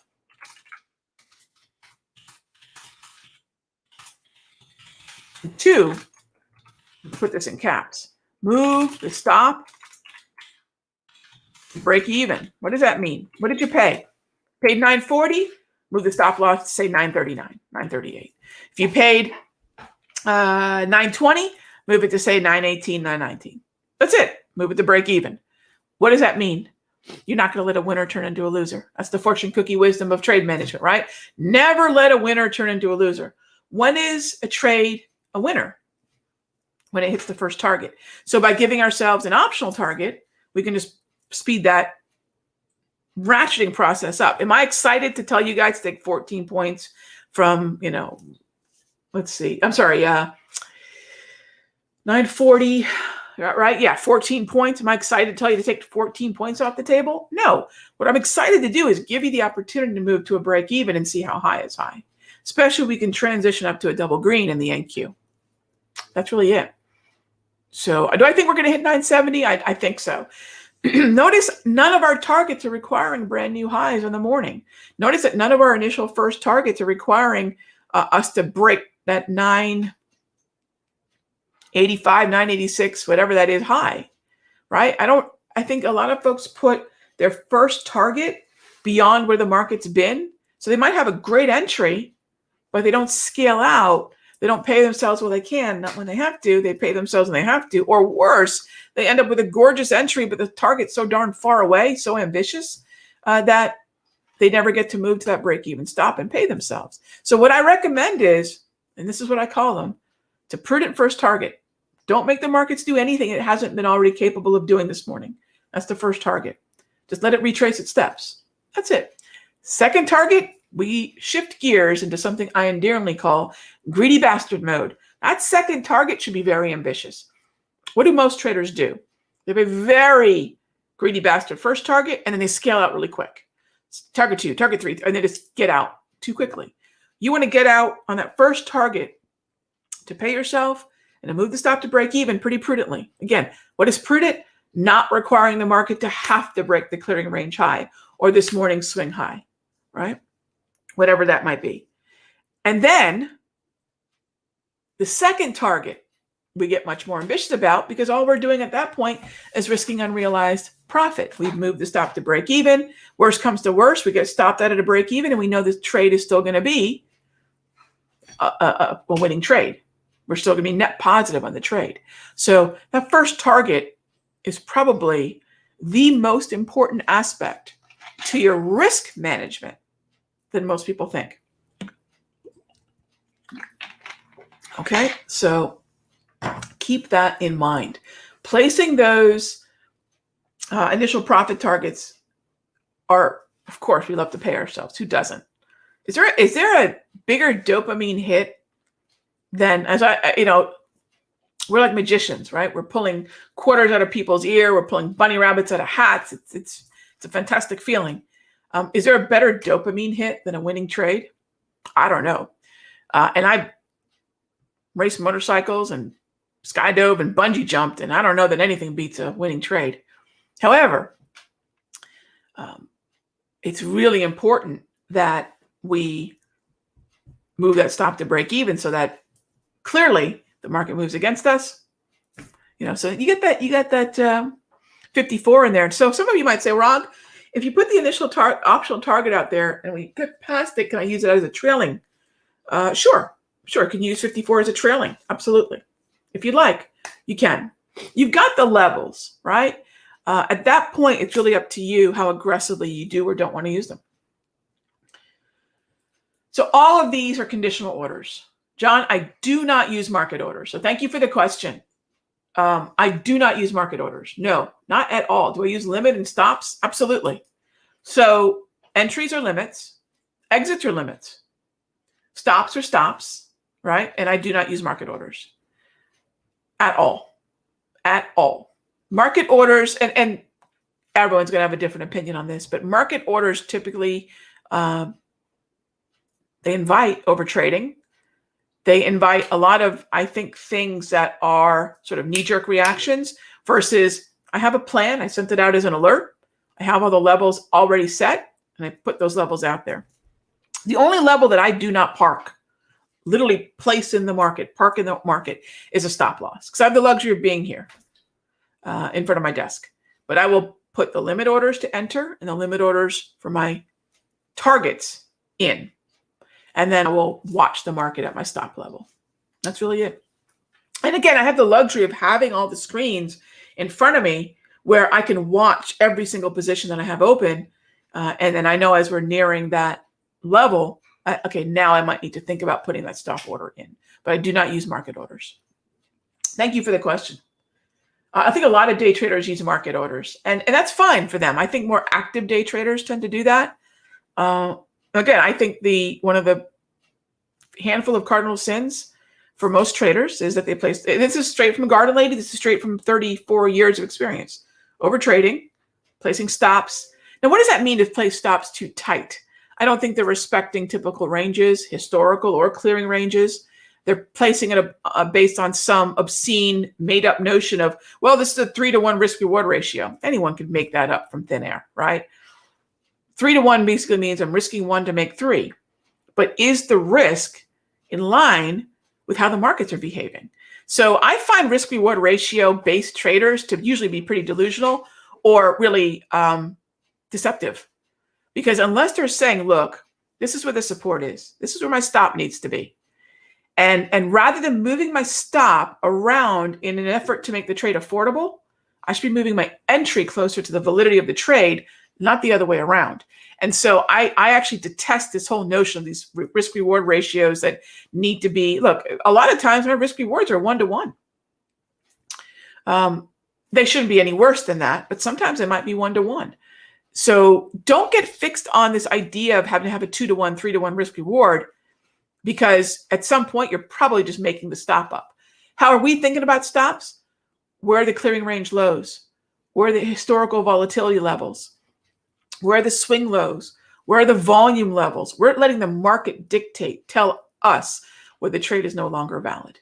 And so again, go back to that Garden Lady, the 3 philosophies: placing their stops too tight, which to me is just fixating on some risk reward ratio rather than where the markets are dictating they're capable of going, and are placing our stops beyond that. Over trading, I think market orders invite that. And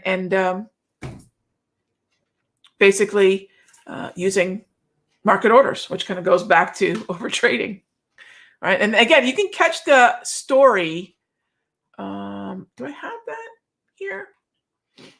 I'll share that with you guys another time. But yeah, you can catch that story that John tells. And again, I didn't know about the Garden Lady, but I think it's very much the mindset we want to keep, right? Avoiding those errors that cause us to be losing traders. Okay. We're just getting to potentially our T1. Do we hit? I think I just got my phone buzz, which means I probably, yep. So we hit 70.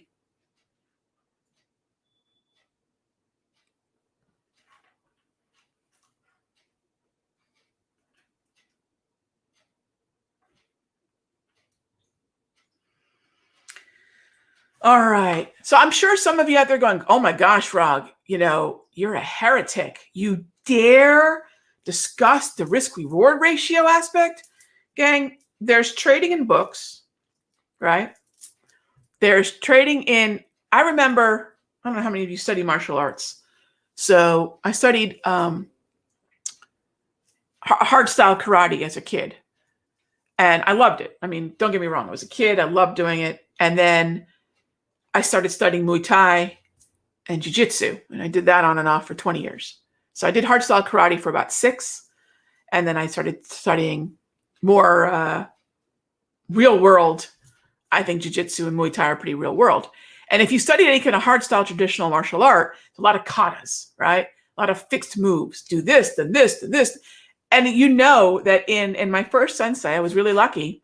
I was 11. He said, never expect an anatomical response. Don't think anyone that that's attacking you is going to respond in a set way like we do, like it happens in the dojo.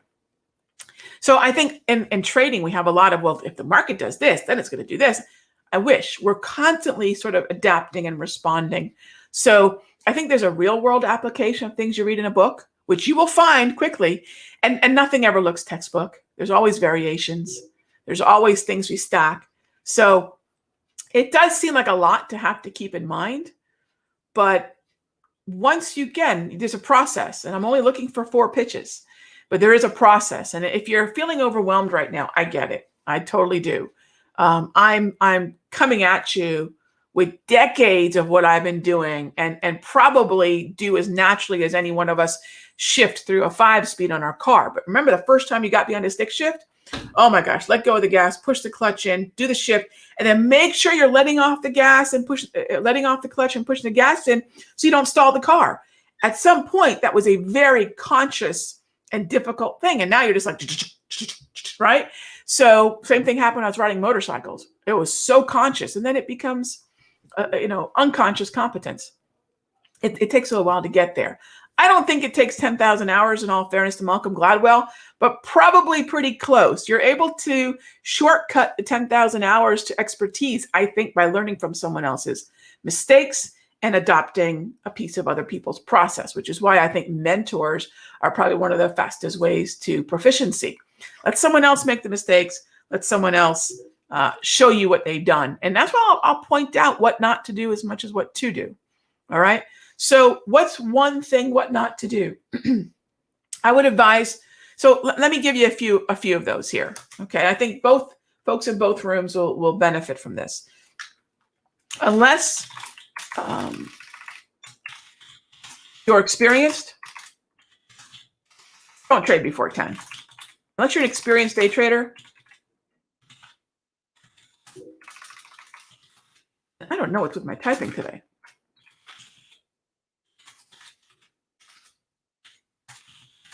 Don't trade before 10 a.m. I've talked about all the reasons why.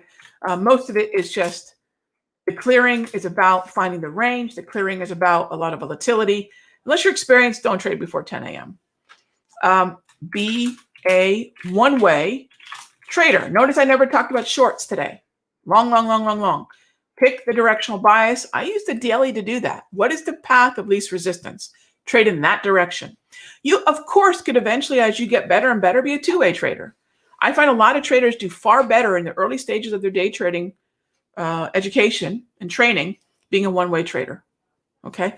It gets you really focused on the path of least resistance rather than fading every single high and low, which is ultimately going to just churn your account. Okay. Seen that so many times. Be a one-way trader. Pick a directional bias.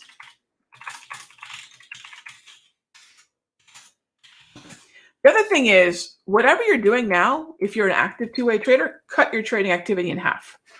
Make yourself have to pick the best setups. Make yourself have to pick the best setups. All right. So those are some of the things that I'll tell you that have helped me. And then, so the natural question is, Rog, where's target 2 for the NAS? Probably up around the 3rd standard deviation. So that's going to put us stepping out around 13,000, which makes sense too. So update. I think we could break 13,000.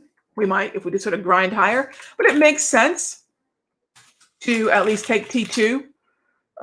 So update on Daytrade. Not March. Darn it. It's going to take me a second to keep on contracts. June. NASDAQ. You guys know what contract we're trading. Sorry for the confusion. Update on June NASDAQ. Second target. I would love to see us put a target beyond 13,000, but it's probably prudent to look at that 3rd standard deviation. Look how many times you stopped there. 1, 2, 3, 4 times. So let's step out with, say, a 997, 995. So 12,997. Limit order to sell. So again, what does that mean? Am I sitting here with my hand on the mouse? Can you guys see my mouse? Am I sitting here with my hand on my glowing mouse? No. I am going to put that limit order in. Okay. Limit order to sell. And when we hit 997, and remember, we have a break-even stop sitting at whatever your entry was, maybe a point or two below it. When we hit the second target,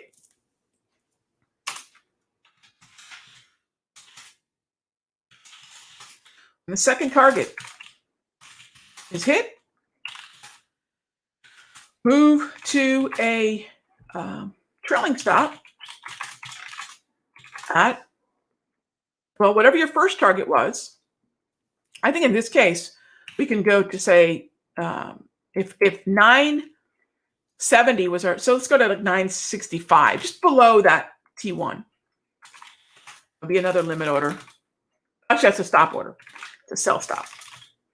Okay, so I'll move my sell stop from a break even now to a trailing. What is break even versus trailing? Now I'm actually locking in some unrealized profit. Okay, so I'm going to send that out as an alert. So there were probably 3, arguably 4 trades. One in the Russell, V-score low. One in the ES, V-score low. YM before 10. And in the NAS. And I chose the relative outperformer. So all the things we talked about, I think for more experienced traders, I'd say, I mean, clearly Dow was a loser. Russell fade, twitchy, nice trade on that Russell. How many of you faded the ESV score? I know I didn't talk about that one. But if I'm already playing NAS to the long side and Dow is weak, why am I going to play ES? All right, think about that today. If I've already got NASDAQ to the long side, the Dow is being kind of wayward, ES makes no sense to trade. Some of you might have taken it. It's done all right, but I've got no interest in the ES. Okay?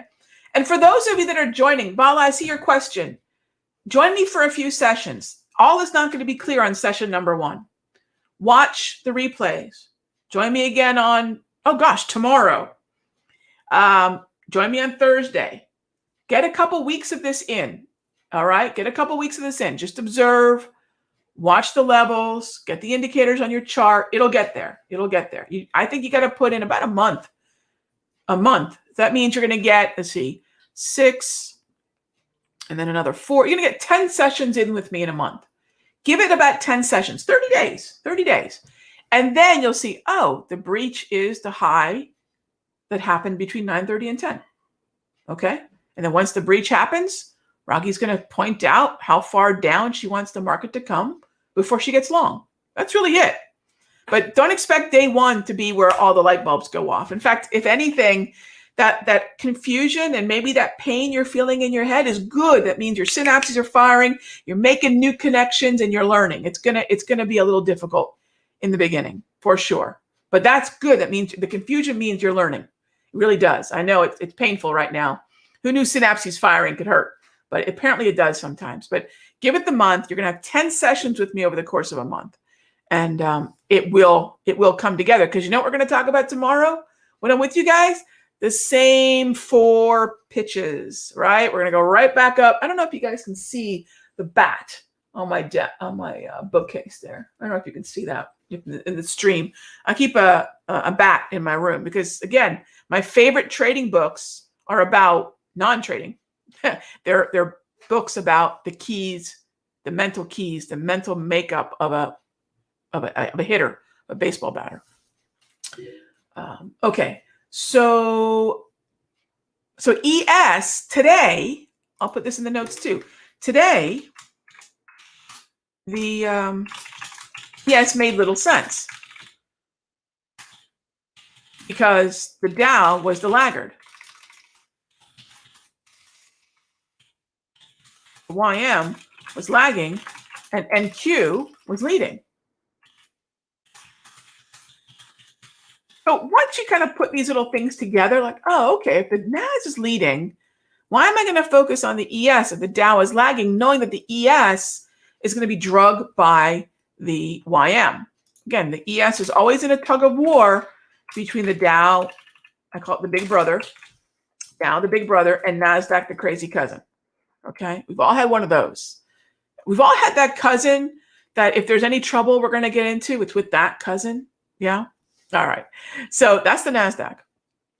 So the ES made little sense. Just play the NAS, stick with the NAS, stick with the tech story. Even though I hate that story, it was all that really was super clear and a relative outperformer. Okay. Russell can do its own thing. That's okay. Russell is capable of doing its absolute own thing because, as I've said, the makeup of its sectors, the makeup of its stocks are completely different than the ES, NQ, and YM. All right. Next up, give me 1 second here. Let me answer a few more questions. If you're trading options, can you take them overnight? It depends on how the last hour of the day is. It depends on how the last hour of the day is. Yeah. That's going to depend on that. 100%. Yeah. Oh, and speaking of the last hour of the day, for those of you that are in Sector Secrets, I meant to send out this alert. We'll be doing our weekly Q&A tech in Sector Secrets between 3 and 4 p.m. today. So we're moving that session because the schedule changed here in the Futures Room. So I'm moving that weekly session for the Sector Secrets Mastery to Mondays between 3 and 4 p.m. So we'll be together an hour into the close today. But yeah, if I'm going to take something into the overnight, so now that's really not a day trading conversation. That's really a conversation about kind of a swing, and that decision really should be made in the final hours or the final hour of the trading day. Okay. So yeah, we had a whopping really one trade that I felt worthy of an alert, gang. What do I care though? The whole point is to have a winning trade. So everyone see what I mean about the infrequency? Now, yes, there were a lot of other trades. Again, if I were to say at bats for all of our trades here today, nice trade on the Russell. Again, congrats, Twitchy. Pass on the ES, although the V-score low was decent on the ES. NQ was the one alert, and the Dow was a loss. So again, let's go back to the Major League Batting. Playing a game, 9 innings, you had 4 at-bats. You went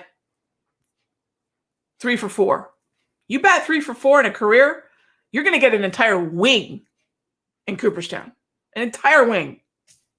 So, yeah. My point is 3 out of 4 is fine. The other 3 were pretty aggressive. 10 a.m. Before 10 a.m. was the Dow.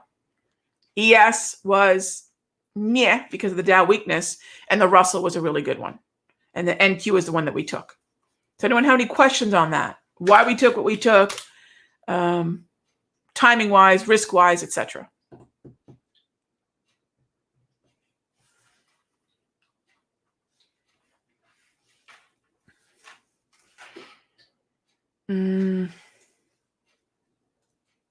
So that pre-10 a.m. is a tricky one. I hope you guys see that. If there's anything you're taking from this session with me today, I hope you notice that pre-10 a.m. is a tricky time to be putting in an order. What else? And if the Dow is your laggard and your NASDAQ is your leader, leave the S&P alone. Leave the S&P alone. However, if your Dow is your leader and the S&P is tracking with it and your NASDAQ is your laggard, a lot of times they'll tell you go with the S&P if you want the exposure to tech. It's all about the way in which you're exposed to tech and how much you are exposed. All this will become common sense, and you're just going to know, okay, if then that. Over time, it just takes a little bit of repetition, but I want you to understand why that is, and it has to do with the weighting of the stocks and sectors in the indices. Okay, so by the way, the NAS is pulling back. What do I care? I paid myself, right? I paid myself. We've got a 30-point and a 30-point and a 50-point winner in the NAS. If it continues higher, fine. If it comes back down and tags me out, so be it. So be it. I've already made my money, right? At 11:16 a.m., I'm pretty much done. If we continue higher, and by the way, if you're wondering, Rag, what would suggest that we are going to see higher highs? This is the 5th pitch. This is the 5th pitch. And it takes us to the initial balance breach. Okay. So the fifth pitch, we talked about the 4 pitches, right? Up here. So let's go to the 5th pitch.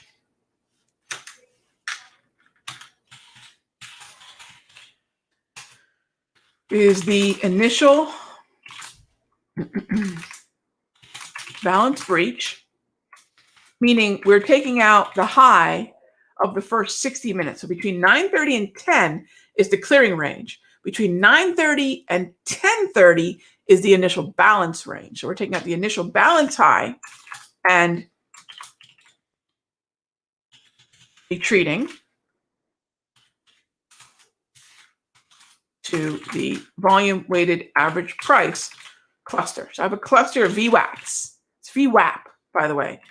It's a pet peeve when people say VWAP. It's VWAP as an application app, VWAP. So we retreat to the VWAP cluster. It's a lot like the breach retreat, only now it's an initial balance breach with a retreat to the VWAP.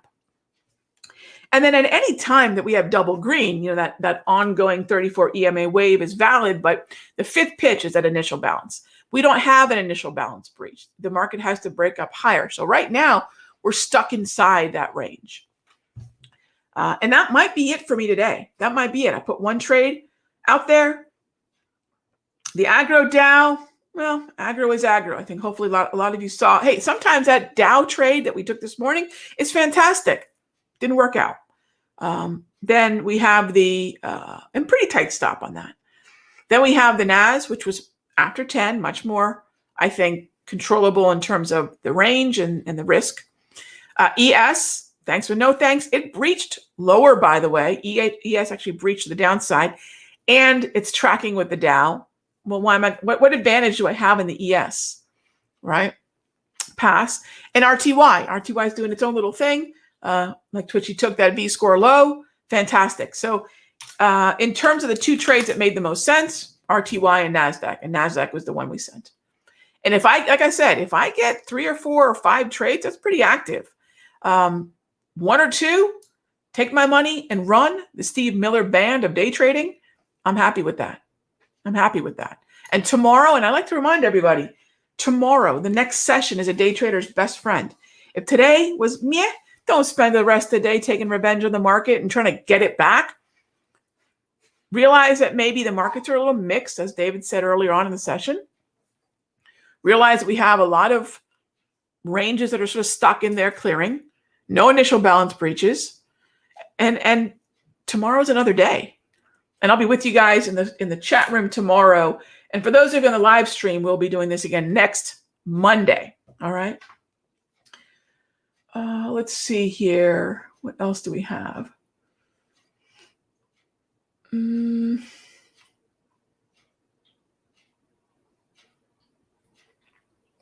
Let me catch up with some of these questions here, gang.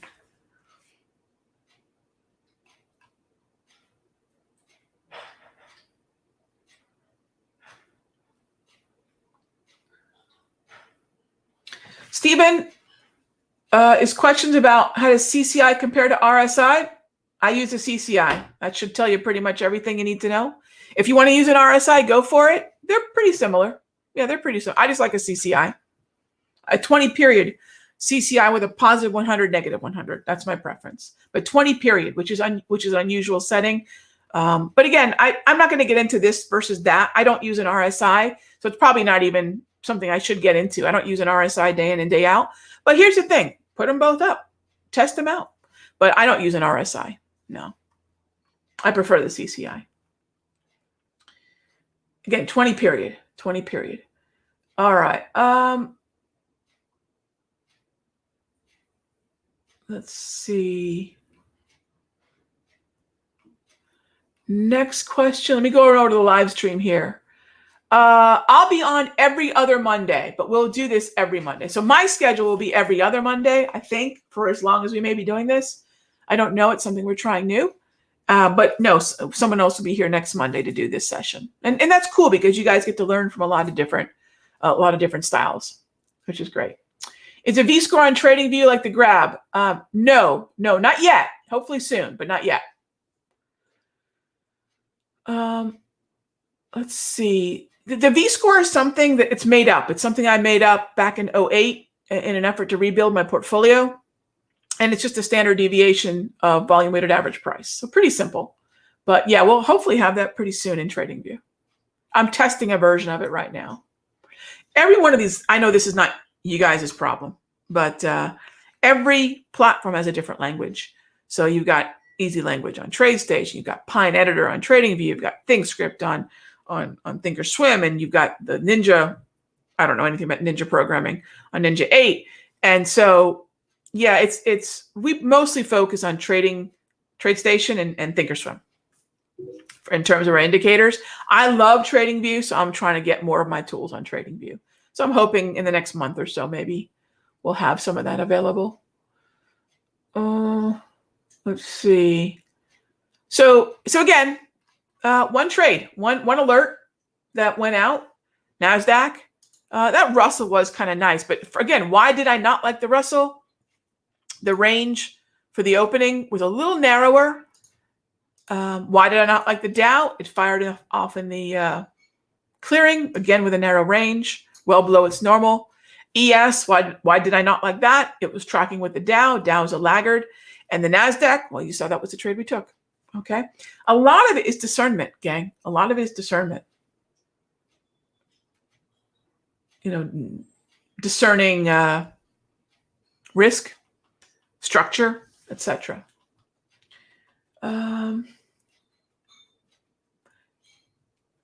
Yeah, Stephen, I just don't use it. I mean, I don't. That's the best answer I can give you, my friend. I just don't use it. Let's see. As far as corn and beans lease, sure. So, again, the second part of my trading life, well, second and third, is going into the close. I'll start looking at some of our ETFs and stocks. That's a different part of my life. But an extension of the futures part of my life is looking at the overnight trades that we can take in corn and beans and cattle and some of these grocery store commodities that are going to be lit up and trending because of the reflation macroeconomic environment that we're in. So we've been talking about beans for a while. Some of you might be in beans. If you're not in it yet, we might pull back into the wave for that one. We've been in corn for a while. Finally, corn's moving. Fantastic. British pound, I'm also interested in. So if you look at the pound setup that I sent out last week, I've got a moderate at 38.65. I've got a moderate at 38.65. So I don't want you piling in at that level. So we haven't gotten down there yet, which is fine because we have the FOMC this week. And if we don't get the fill, I might tonight recalibrate the pound. We might recalibrate the pound, meaning I still want to be a buyer, but I might have that level a little bit lower in case on Wednesday the dollar strengthens, sending the pound a little bit lower, and then we could grab something a little bit more conservative. So what you might see is me modify that Friday trade setup alert to ratchet that entire buy zone down a little bit lower, to your point there. So if we don't get the fill today, you'll probably see me tomorrow move that whole thing lower. Yeah. So corn, we've been corn for a while. It's been testing our patience, but we're finally seeing some follow through. And that's reflation, gang. And I think the dollar will start to move lower too in that reflation trade. All right. So kind of coming down to a close here. That was it in terms of, so those of you that are looking for some of the tools on my charts, the V-score is something I created. It's a proprietary tool. It's one of the only premium, meaning paid for tools that I offer. Everything else, the labels, the history of these green bars, a lot of this I give members in the futures room for free. The V-score, anchored VWAP, and the anchored V profile and the V-score bands are part of a premium tool called the VWAP Max Toolkit. You don't have to start there, but that is a premium tool. And that's the only set of paid for tools that are running on my chart. Everything else is made available for free to members. So for those of you that are looking at that, no, most of these are not going to be found built into platforms. Most of these are also free to members. and 1 is a premium, for those of you that are wondering. Okay, it's the only paid tool that I don't like to do a lot of paid indicators, because then that sort of becomes cost prohibitive to a lot of traders that are learning. So a lot of this stuff is going to be tools that I've made for free over the years. Okay, so by the way, you'll notice the NASDAQ's coming down. I'm not freaking out about that. I've got a break-even stop, and that's probably going to be it for my NAS. That's probably going to be it. 2 entries. Yep, 2 entries. Target, fine. Very choppy day. I'm glad to have gotten out of this the way we have. Now, for those of you that are looking at the remainder of the day, you might say, Rog, what about another V-score HPMR low? We just went double red. So the answer to that will be no, or do so with the QQQ, or wait for a 1, 2, 3 reversal. But gang, here's what's cool. It's 11:27, and through a handful of contracts, I've taken 20 and 50 points, 30 and 50 points out of the NAS. Pretty happy about that. And then I'll just come back tomorrow. Okay. So please don't persist in too much active trading into the lunchtime doldrums. Take some time to look at maybe your watch list, longer term timeframes. But yeah, if this was not double red, I would have said this 12.9 area is interesting. And if you want to buy it with micros or with options, just give the market to 12.880. So this is pretty aggro because of the double red, but you could enter in this 20-point range. By the way, 20 NASDAQ mini points is $400. So you could enter, or you buy the QQQ and you put your stop on the other side of 880. So either this market stays above, say, 870, or you're out. So 30 NASDAQ points of risk. I would have much rather seen this yellow, but that would be an HPMR, almost V-score buy zone. So be cautious about it, but that might be a reasonable, 70 points of risk. 30 points of risk to 870. Not too bad. Not too bad. You'd enter at 902, 903, maybe 890 or 895, and then 880 with a stop loss at 870. Okay, and that would be the HPMR. All right, that wraps up our live stream. I appreciate everyone joining us, and if you want to join us on a regular basis in the futures room, let's see here. Let me give you the link. You can get a trial. You can get a 1-week trial. And here we go. Is that it? No. Let's see. Futures membership. I'll push the link through in the actually, I think you can just go to Simpler Futures. Let's see if that works. That would be a nice easy link, wouldn't it? There we go. Here you go. Here's a link for a trial. Join us. Boom. There you go. So you can start your trial. $7 trial for a week. All right. $7 trial for a week. Come hang out with us. And you get the premium videos. You get my notes and all the other moderators that are in the room. Okay. Not to mention Mr. David Starr is coming up next. So let me get out of the way. And I will see you all week after next. Remember, next Monday, we'll have another moderator here for our free live stream. Okay, gang, be good to each other. Thanks for joining me. And I will see you all, my futures folks, I'll see you all in the free and premium video. All right, talk with you soon.